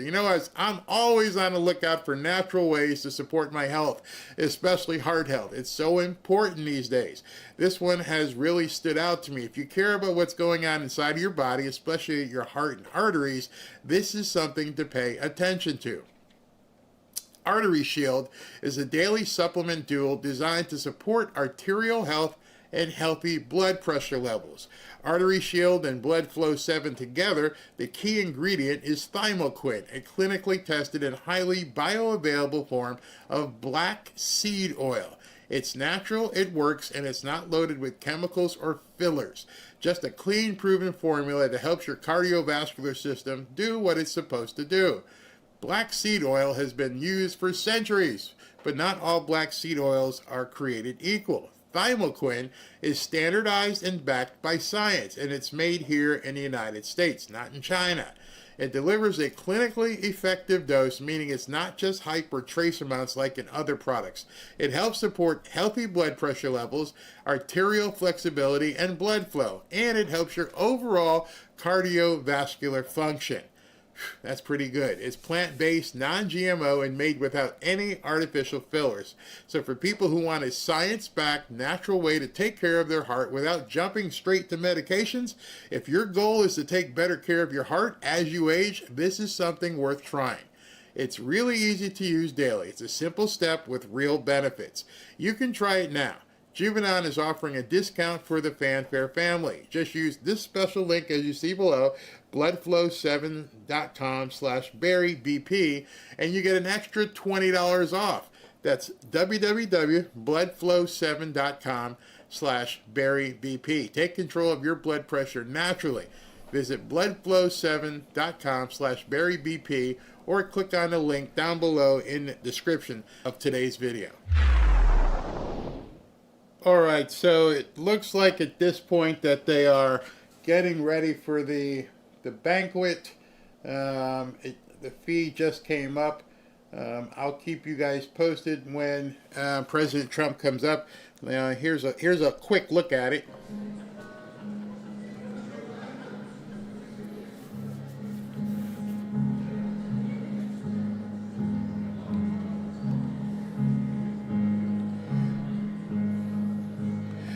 That table cracks me up. Here's why that table cracks me up. I need to show it to you so you can see it. What's funny about this table is that 165 people will be dining tonight. President Trump, Melania, who's looking fierce, the king and queen, probably the son as well. What was it, William? And then 150 or 60 other people are going to be at this long table, which means unless you're screaming to people, you're not even going to hear them. I don't know, like King Charles will probably sit at the head of the table, and I don't know if President Trump will sit I don't know the English custom, who sits where, but once they sit down, I see the guy from NVIDIA right there. See the top of the gray-haired guy right there in the middle. He's from, not that guy, the Asian guy right there. That's from NVIDIA, so he's there. So there's Sam Altman, the guy who just turned around. That's Sam Altman from ChatGPT, OpenAI. So there's business people there. Might give you a little hint as to what's going on in England. I think that's Margot Martin, the tall lady in the dress there. But as the president and King Charles show up, I will make sure to keep an eye on that, and we'll get to it. But yeah, imagine sitting way far away, 160 people away. I have to have a microphone to talk to people. But in any event, that is the dinner. The dignitaries are all getting ready to come in. Yeah, that is Margot Martin. Let's see who else there. Don't know who that is. But we'll get to it as soon as they begin showing. President Trump shows up. I will get to it and show it to you guys. I can't wait to see what Melania is going to be wearing. Oh, we do have, what's his name? Nah, forget him. Jerome Powell. Not interested anymore. Just lower the rates. All right, so let's continue. Trying to pigeonhole this as a leftist thing and a right thing. And what we're really talking about, hear me because I'm going to throw you when I say this. We're talking about a love-torn child, a kid. This is probably his. Yeah, I don't even know how you respond to that. I don't know how Scott Jennings didn't stand up and just scream. You're a friggin' moron. A love-torn kid. He was just a love-torn kid who was upset that you were making fun of his love child friend. Seriously? That's where you're going right now? You're romanticizing an assassin. That's where the left is. How do you even have a conversation with people like this? First real relationship, and somebody was disparaging the person that he loved. He sat on that building for 30 minutes before he took the shot. Why did he wait until the first word trans came up? Then he took the shot. You think he heard it? He could hear it? I think he could hear it. I think he also I don't believe he was motivated politically. I think this was motivated. Oh God, I applaud. I absolutely applaud Scott Jennings that he didn't just right there just, dude, I just gotta hit you. I gotta hit you in the mouth just for being an idiot, a complete idiot. Emotionally, I think this was a emotionally stunted person who literally, when I say it this way, just hear me, tried to defend his significant other, not trying to defend some ideology. Was his significant other that he was defending in trouble? Was somebody holding a knife to his significant other? It's sad. It's absolutely sad. Unity? How do we have unity where people cannot even tell the difference between fantasy and reality? So now it's a Disney story. He was at the top of the tower and he was defending his love, who felt threatened by Charlie Kirk, who was unarmed and was nowhere near it. So this guy who laid there in wait didn't take the shot until it was time that he threatened his love. Wow. Yeah, I had to include that because if I just told you that, you wouldn't have believed it. So anytime people start talking to you about, we can have some unity, how? You won't even face the facts. You don't even want to know the facts. Oh, it's not political. It was love. Cry. Yeah, I got more. And wondering why someone like Kirk is being given the Presidential Medal of Freedom being compared to Dr. Martin Luther King Jr. Right. Or the fact that NFL teams were doing tributes to him. And shout out to my home team, New York Giants, for saying, no, sorry, we're not doing that. Or my home county in New Jersey, Bergen County, saying, no, we're not lowering our flags to half staff for him.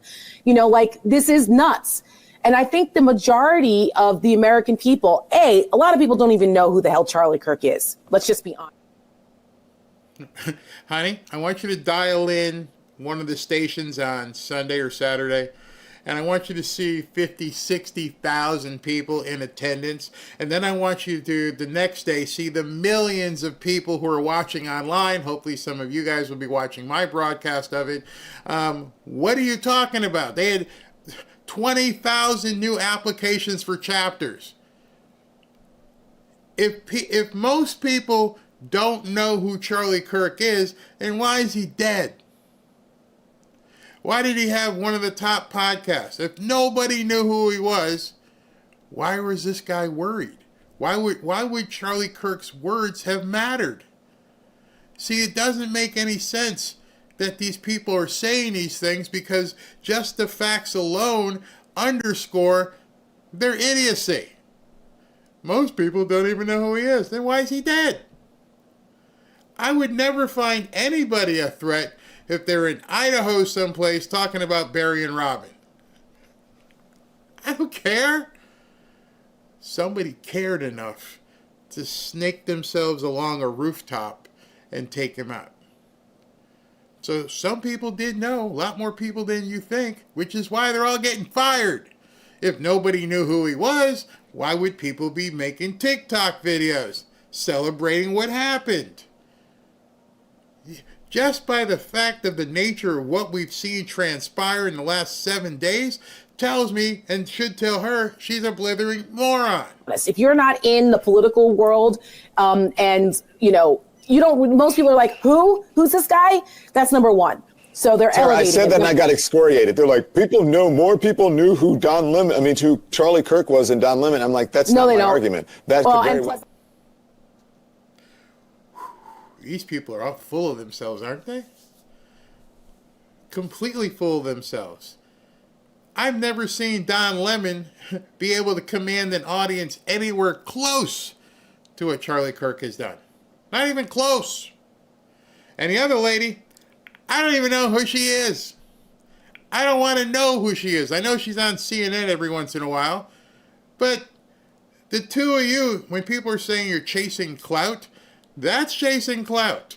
You've got people watching your videos who are you're telling them, hey, Charlie doesn't matter. He was insignificant and nobody even cared. And the people watching your show don't know enough to say, then why is he dead? If his words didn't matter, if who he was, his organization, the people surrounding him, if none of that matters, why is he dead? The answer to that question is very simple, and it's the reason why he's dead. Because obviously his words did matter to a whole lot of people. I personally never met Charlie Kirk. Maybe there's people here who've never met Charlie Kirk. We've watched him, we've heard him, we've seen Turning Point, and how many people have the ear of the President of the United States? I don't have Donald Trump's cell phone number. So to me, it doesn't really matter what other people thought. The President of the United States thought it was important. So, yeah, it was kind of a big deal. I don't know about that. That's not the point. Yeah, it's not the point. I'm just saying that, like, a lot of folks only maybe have a casual understanding of who he is. Right. He's just like the young conservative guy, the college campus guy. Right. The last thing I would do to somebody within a week after they died is to belittle them. If I really cared about unity, if I really cared about coming together, even if it was Don Lemon's boyfriend, I would not belittle Don Lemon's boyfriend if I wanted to shake Don Lemon's hand. We're 7 days out. 7 days out. And these people can't even bring themselves to understand you were insulting the integrity. You were insulting the memory of somebody that means a lot to other people. You're insulting his wife, his family. And I'm like, how are we going to come together? How? Anybody want to tell me? I have no idea. Because they're telling you every single day, I don't care about you. So I was talking to two young men this weekend. One is a registered Democrat. The other is what he would call an independent or moderate Republican. Neither one of them agreed with very much of what Charlie Kirk said. But they had watched Kirk's videos on campuses for years as Kirk debated students and anyone else who wanted to stand in line for the chance to prove me wrong, as Charlie Kirk put it. And they respected that. They admired his willingness to debate and Kirk's skill at it, even when they didn't always agree with his positions. Now, one of those young men voted for Kamala Harris in the last election. The other did not. But both of them separately told me this weekend they will never vote for a Democrat again. Both said their social media feeds were filled with far-left agitators celebrating Kirk's assassination or saying he somehow deserved to be killed because of the provocative and perhaps even offensive things that Kirk said. These young men know that the Democratic Party leaders have all publicly condemned the killing. They know that these far-left agitators do not represent the Democratic Party writ large. But they found these videos and these posts cheering on a murder so disturbing, so reprehensible, it has turned them off of the Democratic Party altogether. They are not the only ones who feel this way or who are horrified at people making light of murder. People are now losing their jobs for posting such things.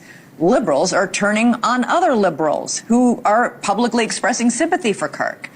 And we've all seen many examples of all of the above. The employee at the Office Depot of Michigan was fired after this interaction.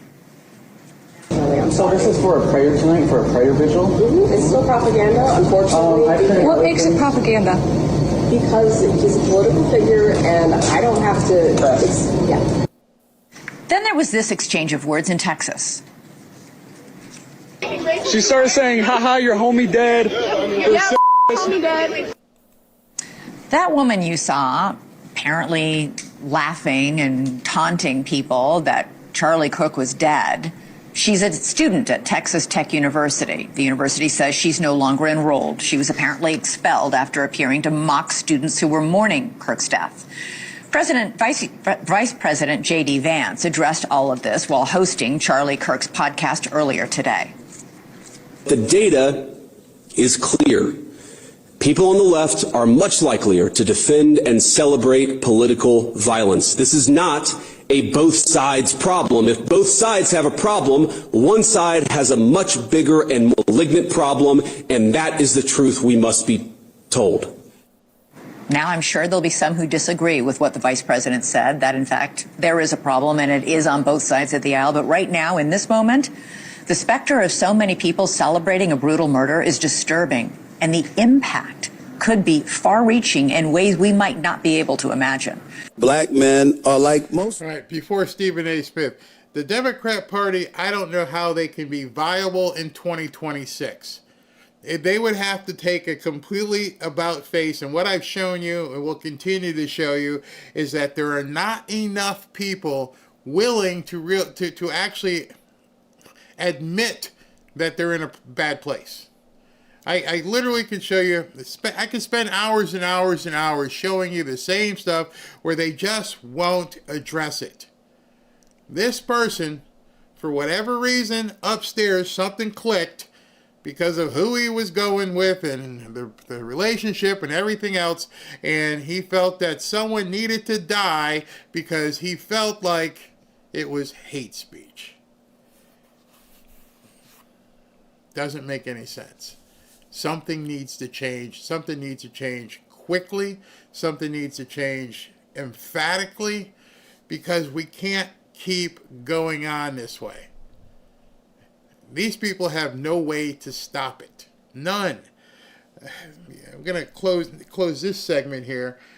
Still waiting. Oh, wait a minute. What do we got here before I go to that? Let me see what we got going on. We have some dignitaries coming into this big ballroom. Looks like President Trump.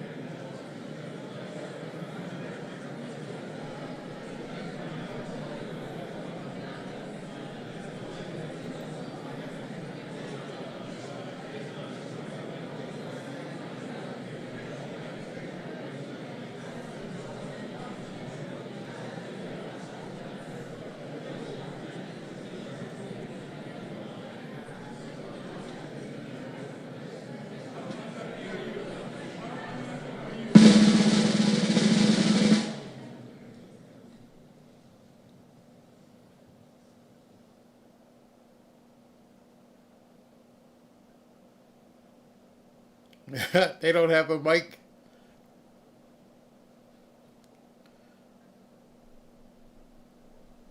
Let me see if I can turn it up somehow.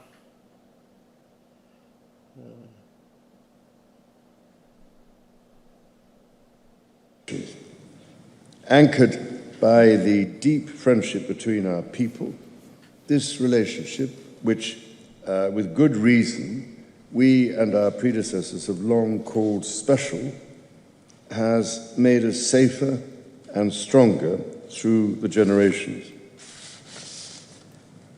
Our people have fought and died together for the values we hold dear. We have innovated, traded, and created together, fueling our economies and cultures through myriad forms of exchange. We have celebrated together, mourned together, and stood together in the best and worst of times. Mr. President, as we approach the 250th anniversary of the Declaration of Independence next year, it is remarkable to think just how far we have come. I cannot help but wonder what our forebears from 1776 would make of this friendship today. The rebel commander and pioneering First President George Washington famously vowed never to set foot on British soil. And my 5 times great-grandfather, King George III, for his part, did not spare his words when he spoke of the revolutionary leaders.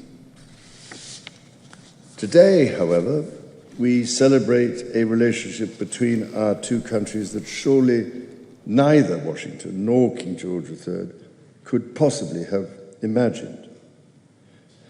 The ocean may still divide us, but in so many other ways, we are now the closest of kin. Mr. President, you have spoken of your pride in your British roots. In fact, not only have you set foot on British soil twice in the last 2 months alone, but I understand that British soil makes for rather splendid golf courses. Now, for my part, I have always admired the ingenuity of the American people and the principles of freedom which your great democracy has represented since its inception. Throughout my life, from the very first visit to the United States in 1970, and over 20 visits since that time, I have cherished the close ties between the British and American peoples. In fact, had the media succeeded in the 1970s in their own attempt at deepening the special relationship, I myself might have been married off within the Nixon family. Mr. President, from York to New York, from Birmingham, England to Birmingham, Alabama, we are united by a common language and shared heritage. The many thousands of people from each of our countries who have made the other their home have enriched our societies immeasurably, a fact that gives me the greatest pride. Our cultural connections, too, continue to flourish with our actors, musicians, writers, and television presenters prospering in the hearts of transatlantic audiences. Today, our alliance spans every field of endeavor and shows vast potential for growth. The United Kingdom was your partner in the first trade deal of your administration, Mr. President, bringing jobs and growth to both our countries. And no doubt we can go even further as we build this new era of our partnership. Our two nations have an exceptional legacy of shared discovery. Together we laid the foundations of nuclear science, mapped the human genome, and built the internet, upon which all contemporary commerce, communication, and defense is based. Together, our scientists and engineers are shaping the world of tomorrow, not least with new partnership agreements on technology and the prosperity that stands to bring. Our countries have the closest defense, security, and intelligence relationship ever known. In 2 world wars, we fought together to defeat the forces of tyranny. Today, as tyranny once again threatens Europe, we and our allies stand together in support of Ukraine to deter aggression and secure peace. And our AUKUS submarine partnership with Australia sets the benchmark for innovative and vital collaboration. The successes of the British Redcoats and of George Washington's Continental Army today stand shoulder to shoulder, brothers and sisters in arms, protecting the freedoms we both cherish. Our countries are working together in support of crucial diplomatic efforts, not least of which, Mr. President, is your own personal commitment to finding solutions to some of the world's most intractable conflicts in order to secure peace. In striving for a better world, we also have a precious opportunity to safeguard and to restore the wonders and beauty of nature for the generations who follow us. We share the ambition and determination to preserve our majestic lands and waters, above all, to ensure that we have clean water, clean air, and clean food. Our legacy for the next 250 years and beyond is to ensure that our children, grandchildren, and those who come after them can experience the awe and magnificence of the natural treasures found in the countryside, on the coasts, in the seas, and in the national parks established by your predecessors and mine. Mr. President, Mrs. Trump, the bond between our two nations is indeed a remarkable one. Forged in the fire of conflict, it has been fortified through our shared endeavors and burnished by the deep affection between our people. Tested time and again, it has borne the weight of our common purpose and raised our ambition for a better world. So, in renewing our bond tonight, we do so with unshakable trust in our friendship and in our shared commitment to independence and liberty.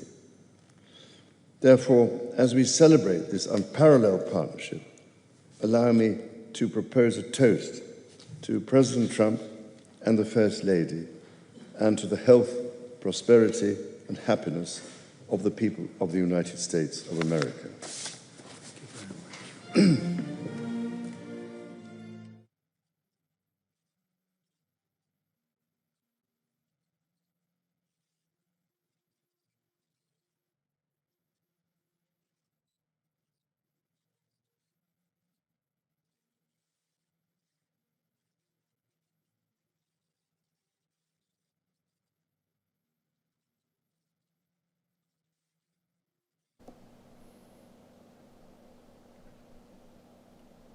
Just to let you know, I didn't cut the music or anything, or the sound. Obviously, they've got something playing, and the feed, the feed mic isn't working like it wasn't working when he first started talking. But I don't think they're doing a moment of silence. I think they're playing music. So let's listen in and see if it comes back.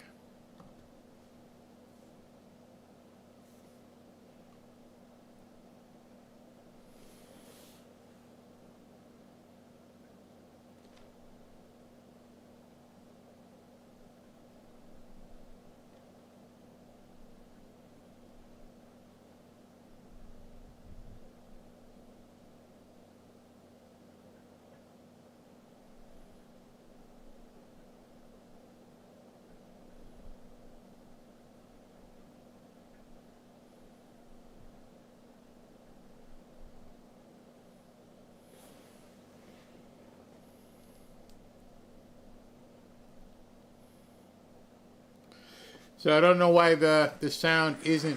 Oh, of course it comes right back.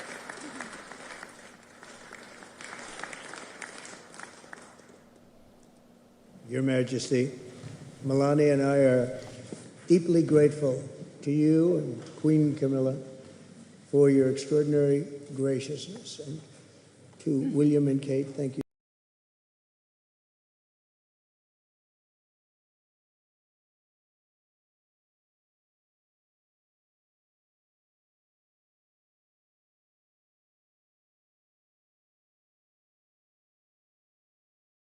The second state visit, and that's the first, and maybe that's going to be the last time. I hope it is, actually. But this is truly one of the highest honors of my life. Such respect for you and such respect for your country. For many decades, His Majesty the King has epitomized the fortitude, nobility, and the spirit of the British monarchy and the British people. He's dedicated himself to preserving the glory and unique character of this kingdom, restoring life to the rivers and streams, supporting the works of its artists and composers, planting trees and gardens in its countryside. And I just visited one of the most beautiful I've ever seen that you just completed, and protecting the architectural integrity of cities, villages, and towns. He has uplifted the poor, cared for rural farmers, and tended to wounded veterans like nobody else. I'll tell you that I just stood in line and shook about 150 hands, and the king knew every single person and every single company, and some of them had bad names like XYZ-Q3, and he knew every one of them, or at least I think he did, because nobody was complaining.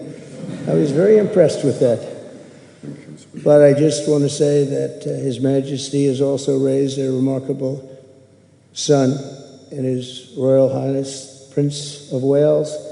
Really amazing. We've gotten to know you, and I think you're going to have an unbelievable success in the future. Melania and I are delighted to visit again with Prince William and to see Her Royal Highness, Princess Catherine, so radiant and so healthy, so beautiful.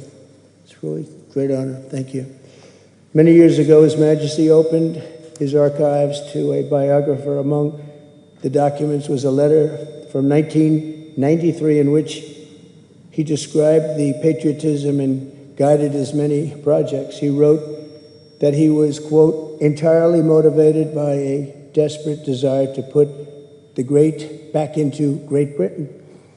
In the finest tradition of British sovereigns, he has given his whole heart, everything he's got, to those parts of Britain that are beyond the realm of mere legislation. It's not easy, but which define its essence and its virtue, its harmony, and its soul. It's an amazing calling, and there's nobody that's answered that calling like you have.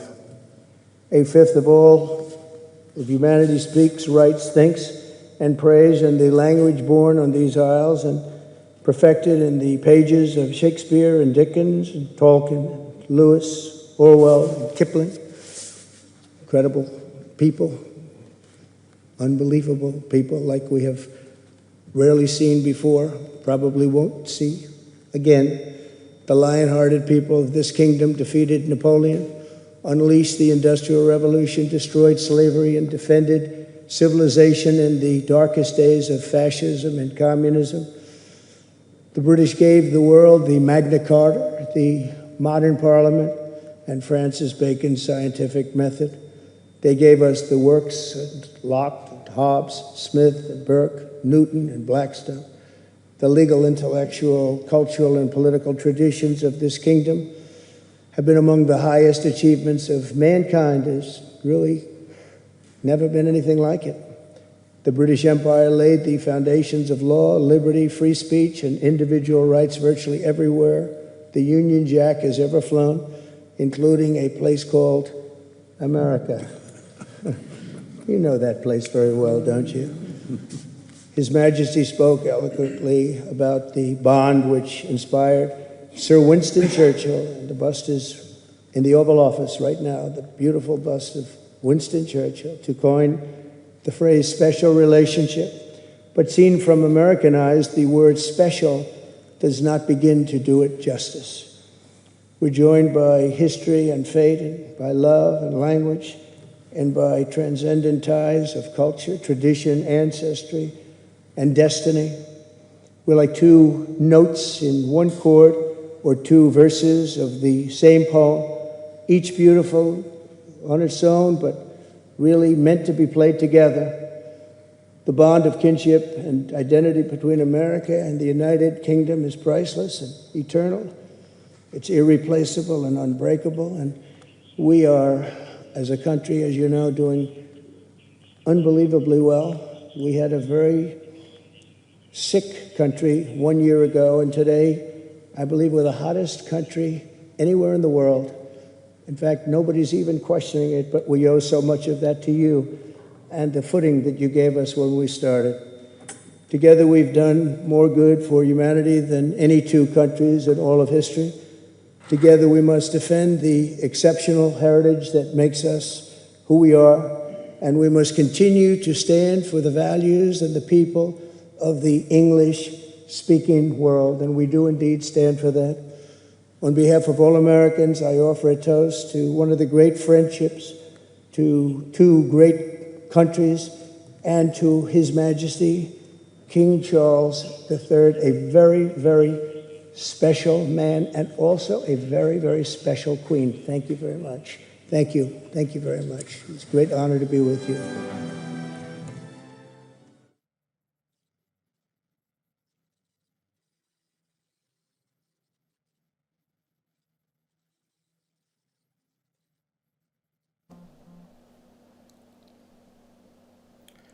So I don't know who's running their soundboard, but whoever it is cutting the mic completely in between speakers. I'm not sure what happens next. The mic is on, so if they start playing something, we shall hear it. There's Princess Kate. She looks like she's doing better. Did you notice that they didn't mention Harry and Meghan? They talked about William taking the helm, but nothing about Harry. Harry's done. Let's go back.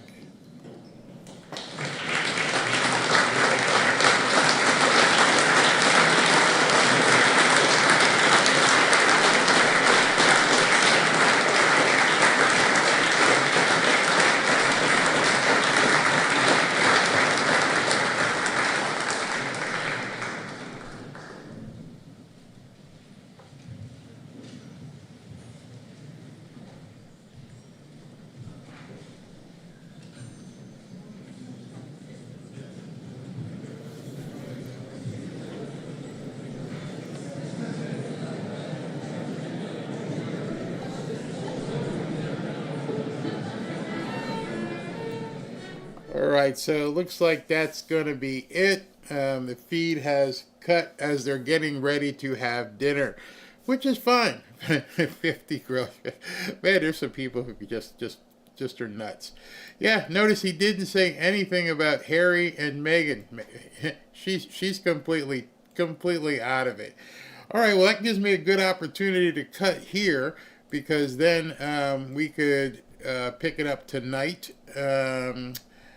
At 3 hours, 7 o'clock we can do it. I'll show you more of that hearing with Kash Patel. I've got the speech lined up with J.D. Vance. We can show that tonight. Hope you guys will join me. Got a whole bunch of stuff, and I'm sure between now and then there's some other things that are coming up that I'm going to bring to you. But before we go, I got one more thing I want to show you. I downloaded this video that was this morning with Brandon Johnson. And I want you to listen and look at this guy's face, as incensed as he gets. Watch this.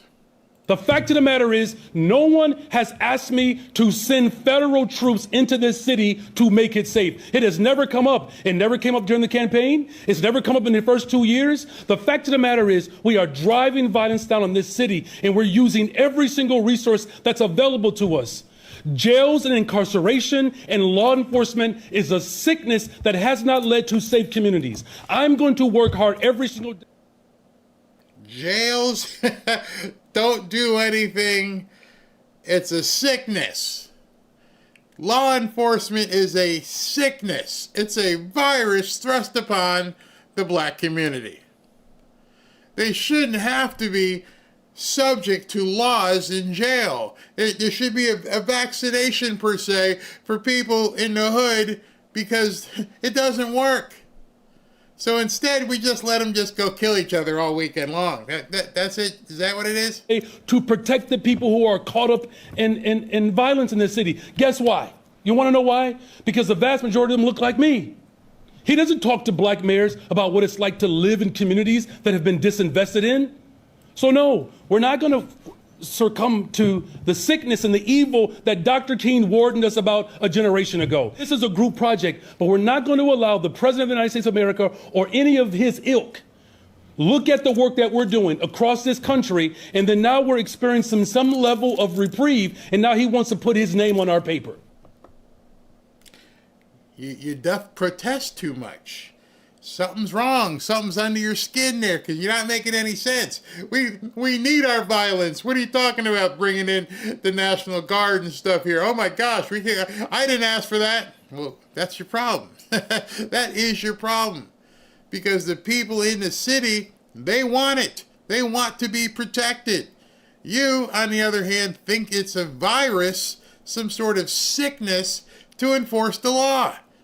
I could not even believe it when I saw that. I'm like, poor people in Chicago.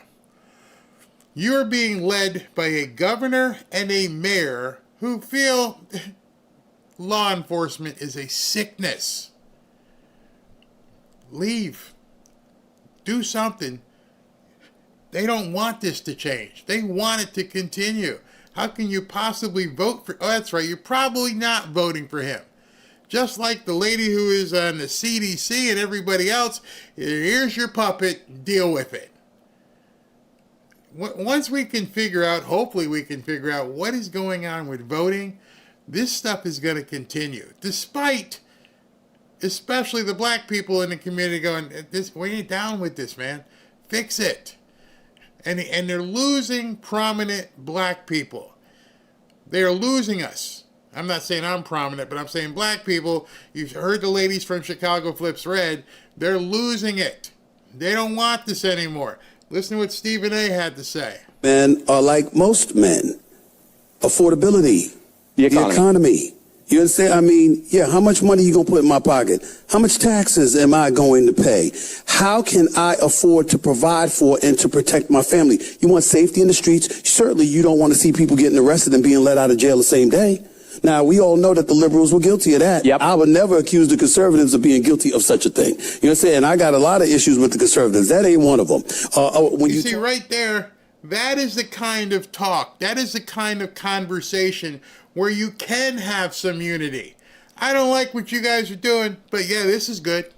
Yeah, you're right. We got to clean up the streets. What's your idea?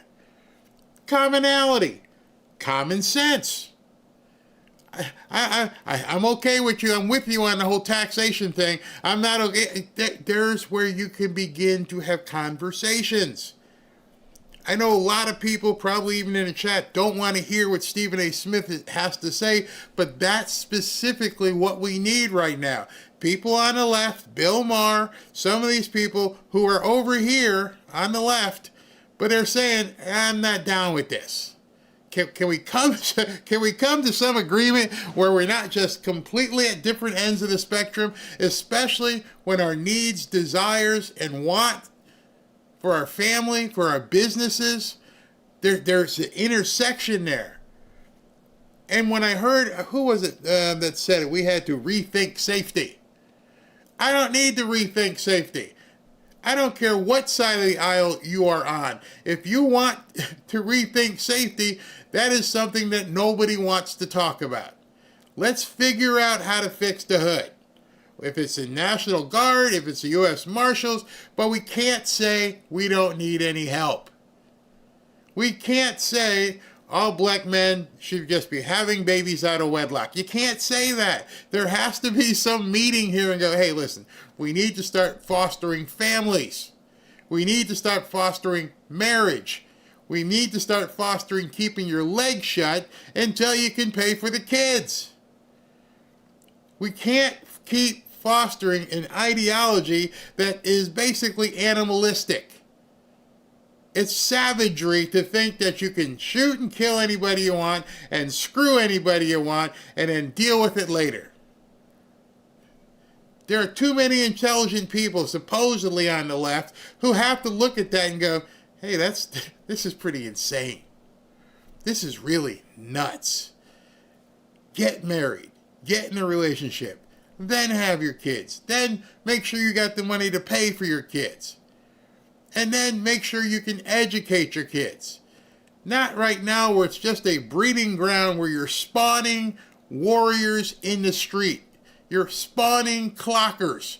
You're spawning murder. Talk about Trump, and you looked at him, you know that if it wasn't for COVID, in all likelihood, he probably would have won re-election in 2020. That's right. And so you take those things. See, there's something there.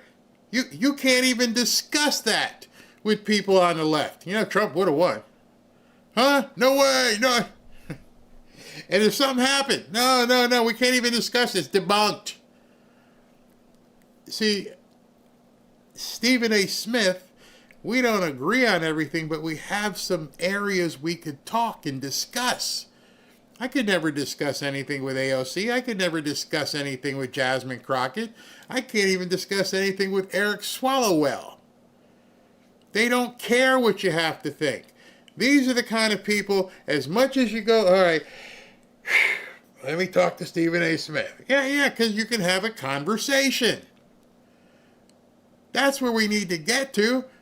I don't see how we get there. Into consideration, and it's important to understand that affordability, the economy, was a big issue. And then when you take into account immigration and the position, it's not so, listen, everybody knows immigrants help build this nation. And if you're smart about America, you don't want completely closed borders and don't want anybody in. But when you let 12 to 14 million people cross the border illegally, that is problematic. And if you think, and as often, I know this might offend some people, but you'll get over it. But see, you shouldn't have to preface it. That's the thing.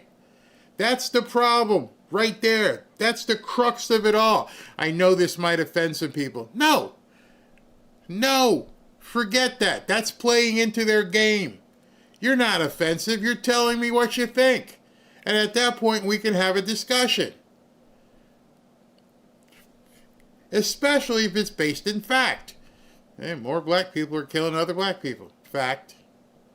Not offensive. Black people are having babies out of wedlock like almost 75%.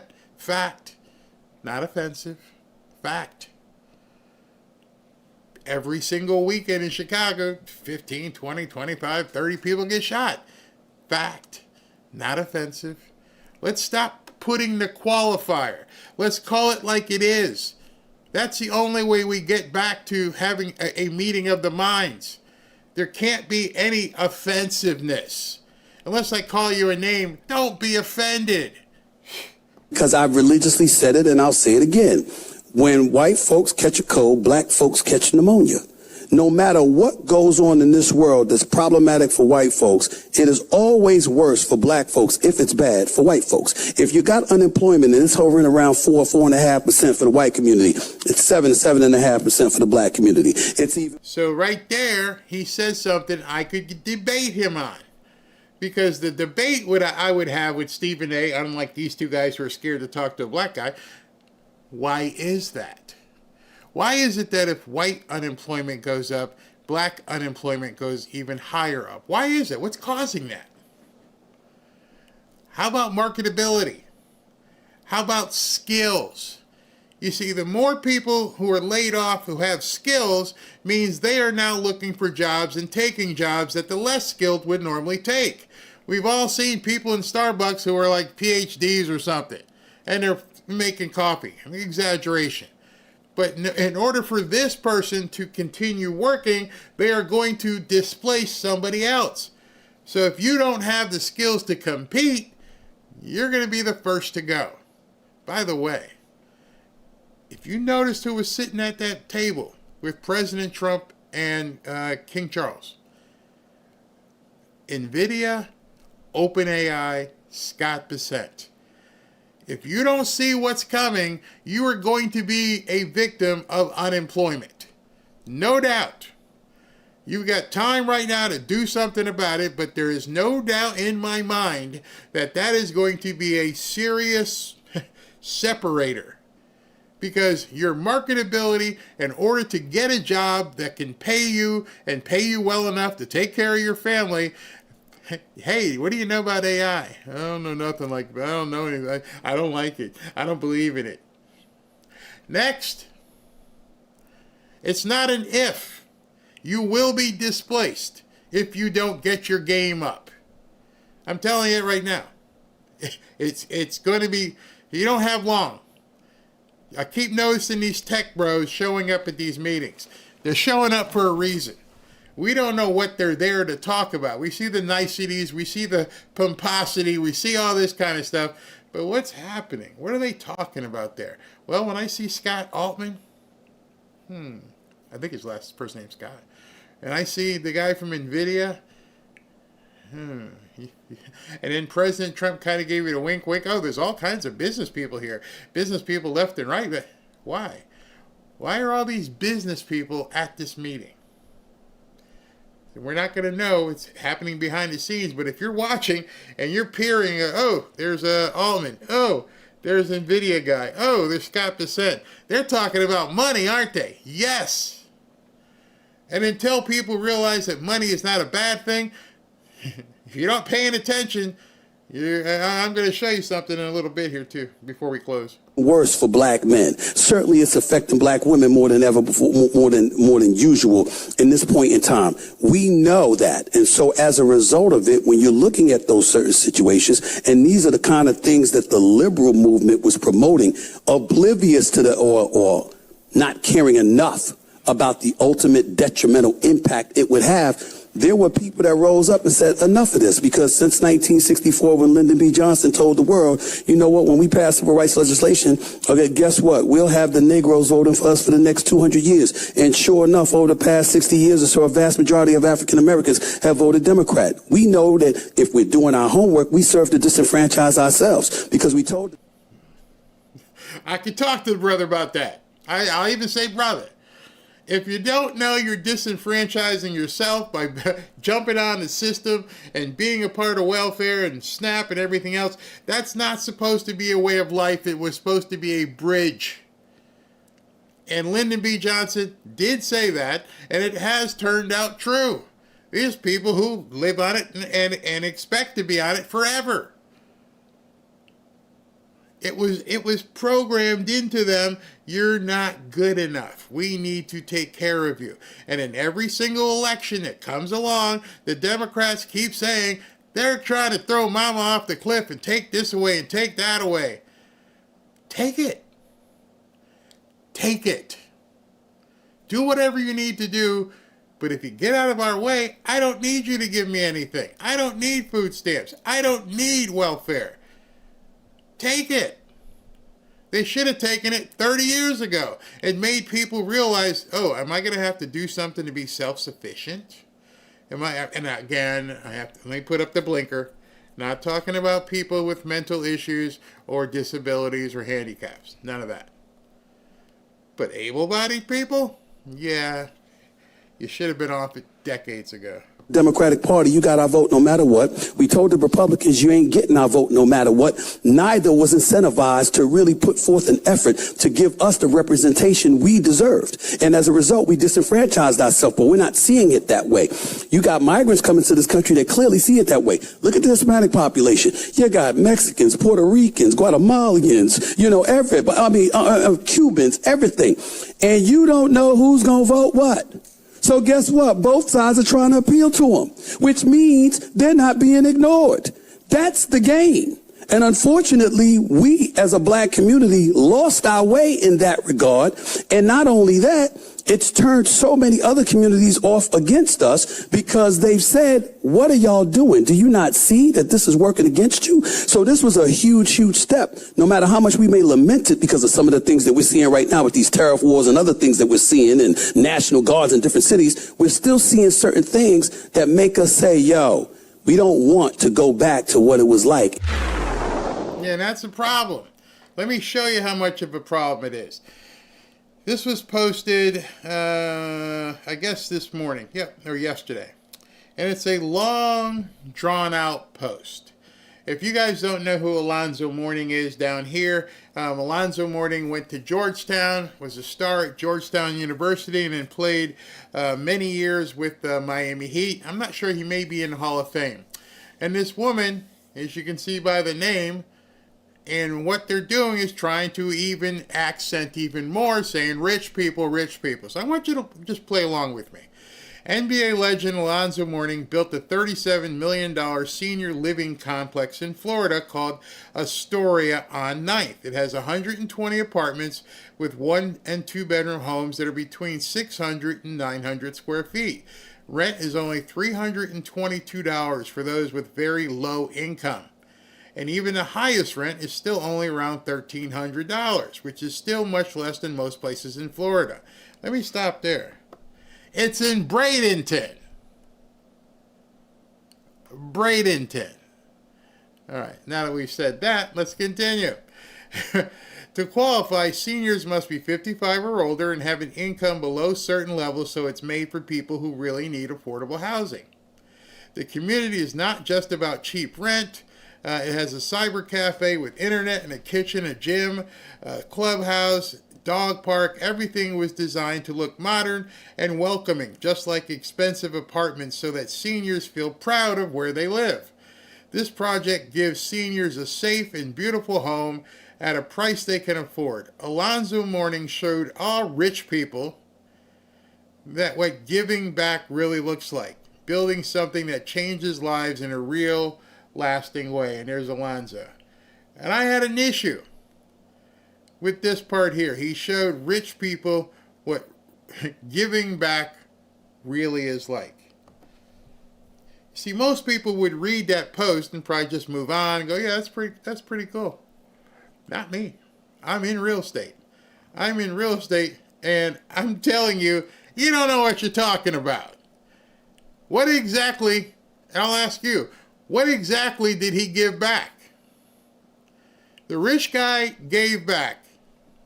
Really? Do you think he gave back? Remember, it cost $37 million, right? Right, you're supposed to say right there. $37 million, and he gave back. Except you don't know real estate. Number one, more than likely, this project was built in an opportunity zone. If you don't know what an opportunity zone is, you might want to go look that up. Especially now that you know that they just lowered interest rates. All right, 37 million, right? Rich guy giving back, right? Wrong. People who don't know real estate and hate rich people don't have a clue how this deal gets done. This is an easy, and I do mean easy deal to do if you can find cheap land. Opportunity zone. Here's how this deal went down if anyone cares to be educated.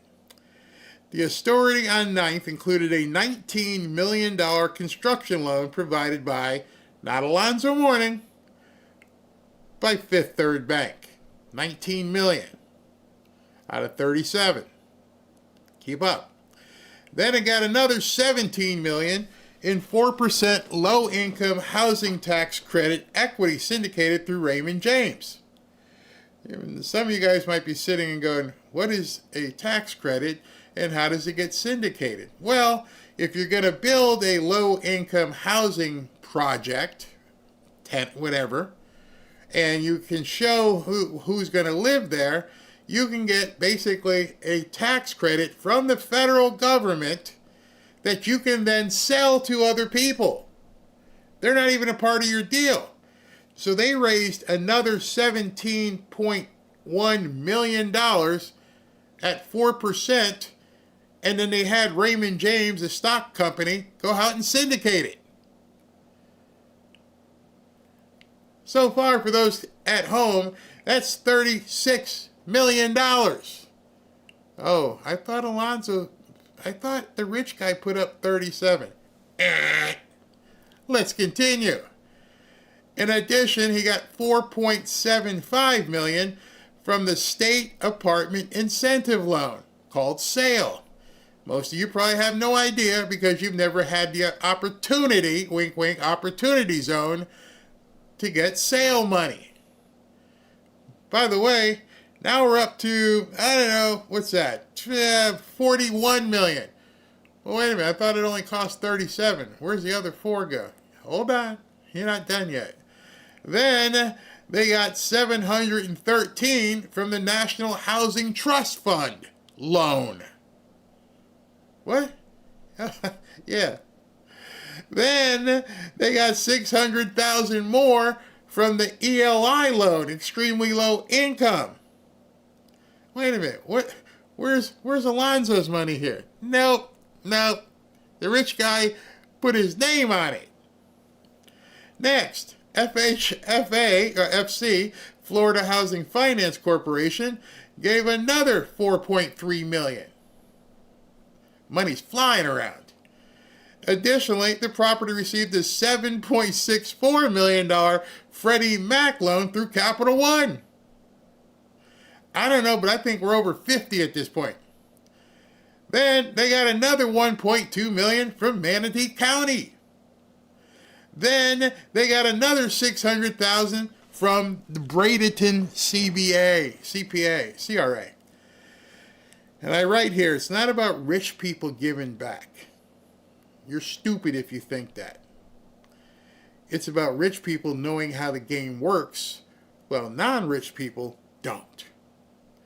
And I don't mean that to be offensive. That's the absolute truth. Absolute truth. You see, all this money that came together, and I've told you guys since day one, if the deal makes sense, the money's always there. It's sitting there. Go look up Opportunity Zone and see all the money. I'm just showing you. You can see it. And some of you guys are sitting back going, oh, what in the hell? Oh, by the way, you paid for it. You paid it for the rich guy. Just so you know, you're paying for this. Okay? And so people are like, look, see, there's a rich guy giving back. Oh, really? Oh, really? You see, the problem is people don't know. The reason why people are poor and the reason why people don't understand how to get to a higher position is because nobody is telling them. Nobody is outlining them all these programs. I'm sure when Alonzo was thinking about this project, the person that he had to bring in, the vital person, was the person who packaged all of this. That person said, hey, what do we need? Okay, first you draw your plans, you got your architecture stuff, you got all your permits, you find out the construction costs. What's it going to cost all in? For us to turn a key in the door, it's going to cost $37 million. Boom. Now I know the number. Now I got to go get the money. And when you tell me that number of what I need to get, now I need to go find the different programs that are available to anybody, and I'm going to stack it. I am going to stack this money.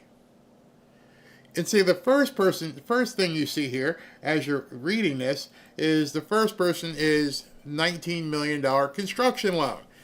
So what happens is it's a $37 million project, and they're saying, we'll give you $19 million just to build it.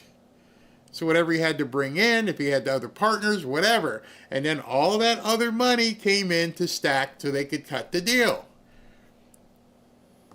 This is done every day. Rich people, not so rich people. It's here. It's knowing, okay, what do you think? What do you think I can get this money?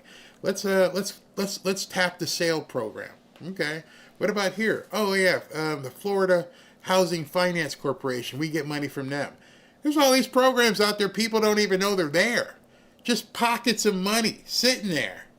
So you know, if you did some research, and he's like, wait a minute, how much money is available in the FHFC? We got about $200 million sitting there allocated for 2025. It's September. You guys haven't spent that money? Maybe if I submit this project, you'll give me like $2 or $3 million to pull off this deal. Doesn't mean to be a rich guy. You need to put the players together and assemble everything and then go find the money. I hope I didn't like go over your head there, but I definitely didn't want to burst your bubble because I love me some Alonzo Mourning. He's been great for Miami. The only reason I said what I said there was because people think rich people have an advantage. And the only advantage they have is connections and education. And at that point, you add up the money yourself. And people like, Barry, what are you saying? I'm saying that's a whole lot of money that went into a $37 million project, and it's a long laundry list of people cutting checks. Do you know how much money, I won't say Alonzo got, but his company probably got just for putting this together? They probably cleared anywhere between 3 and 7% just for putting the deal together. That's called a developer's fee. You see, when you're putting deals together like this, black, white, whatever, one of the things in that line item is your developer's fee. And a developer's fee usually starts about 2.5%, 3%. It can go as high as 10%. It's whatever the bank and the other partners will allow. So if it costs $37 million to do this deal, well, do the math on what they made just by stacking that money before the deal's even done. Do the math. If I just use 4% instead of 40 million instead of 37, and then just take that times 3%. Tell me what you come up with. Profit in pocket. Done. In my pocket. Go buy the Cybertruck. Do what you want to do. Right off the top. Bam. In my pocket. Don't look at people badly because they have. Find out how they got there. Find out what it is and what they need. How do they do it? How did you put together a $37 million project? He didn't write a check for $37 million. It's a fantastic idea. Oh, by the way, whatever the money comes in through the rent goes into probably one of the accounts. Let's see here. They're not human. What? Looking at some of the stuff when Trump. Then 5 years after completion, the surrounding. Where'd that go? Oh, where is it? Oh, here. Then 5 years after completion, the surrounding area turns to. You're done. Then you're out. You've already made your money. Man, I don't know. I see some of the stuff sometimes. I see the comments in here, and people. Wow. I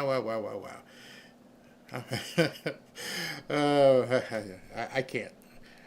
Some of you guys, I know you like to hear this inside stuff and you get some sort of motivation behind it. Other people, it's not their cup of tea. And I understand that. I definitely understand that. I just tried to outline it to you. Do your research. Figure it out.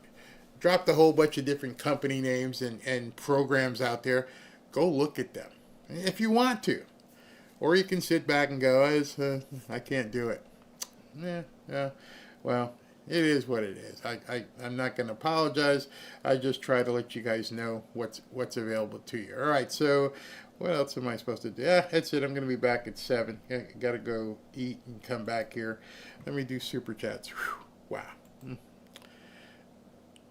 Sometimes when I do that stuff and I see how people react, it just makes me wonder, is it easier to look at other people and say they've got all the fun and all the advantages, or is it just that people just don't like the idea that, never mind.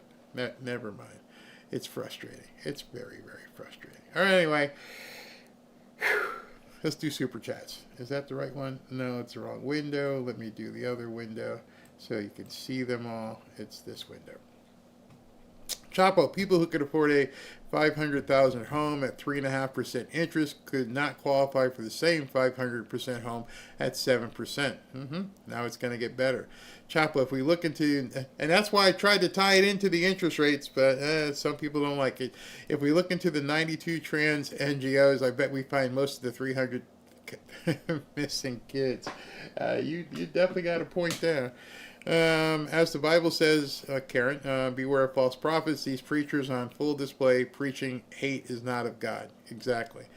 Moshe, my takeaway from the hearings, the Dems sound like spoiled and crazy kids. Yep, you're absolutely right. Justin Bundy, the Lord blessings on you all. Bless you, Barry, and his cat family. May your eyes see and your ears hear and your hearts feel. Wow, very nice. Thank you. Chase Greyfeather, thank you. Demon of Cybertron, we were never together. It's always been you Dems. Mama Mima, Glenn Beck reported new stats says over 56,000 requests for new Turning Point chapters. I actually have, before I close, I got to show you a video from Glenn Beck. David Huff, if people didn't know who Charlie Kirk was, where were the vigils worldwide, each with thousands of people in attendance, tens of thousands in some instances. Pamela, Paul Pelosi is a known solicitor of the and Montella is Kamala's former boyfriend.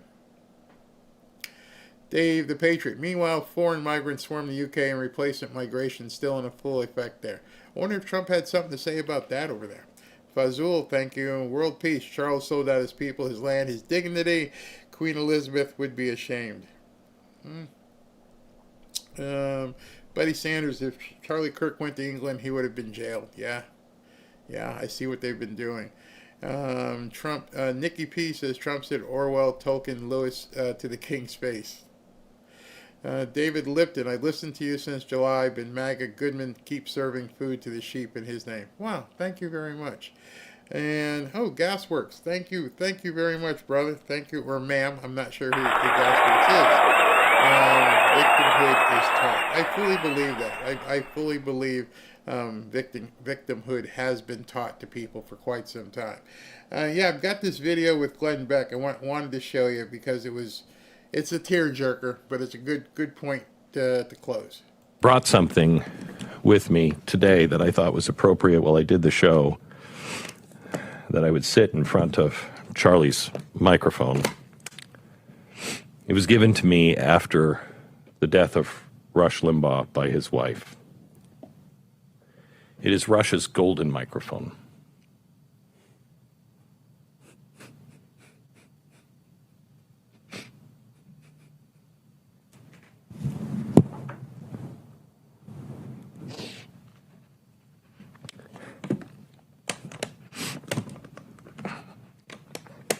I think it's appropriate that it sits in front of Charlie's microphone.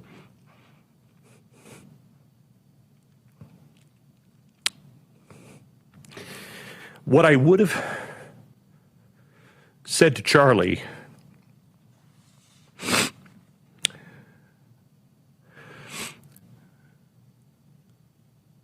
was, you were thinking too small. I want to be Rush Limbaugh someday. I'm a broadcaster. Rush was a broadcaster. But Charlie was a broadcaster and a narrowcaster. Charlie was a pastor and a priest, and listening to the way he could argue and think differently, he was a rabbi as well, and one of the best. He was a political organizer. He was a political think tank himself. He was a compassionate friend. He surpassed Rush Limbaugh by miles.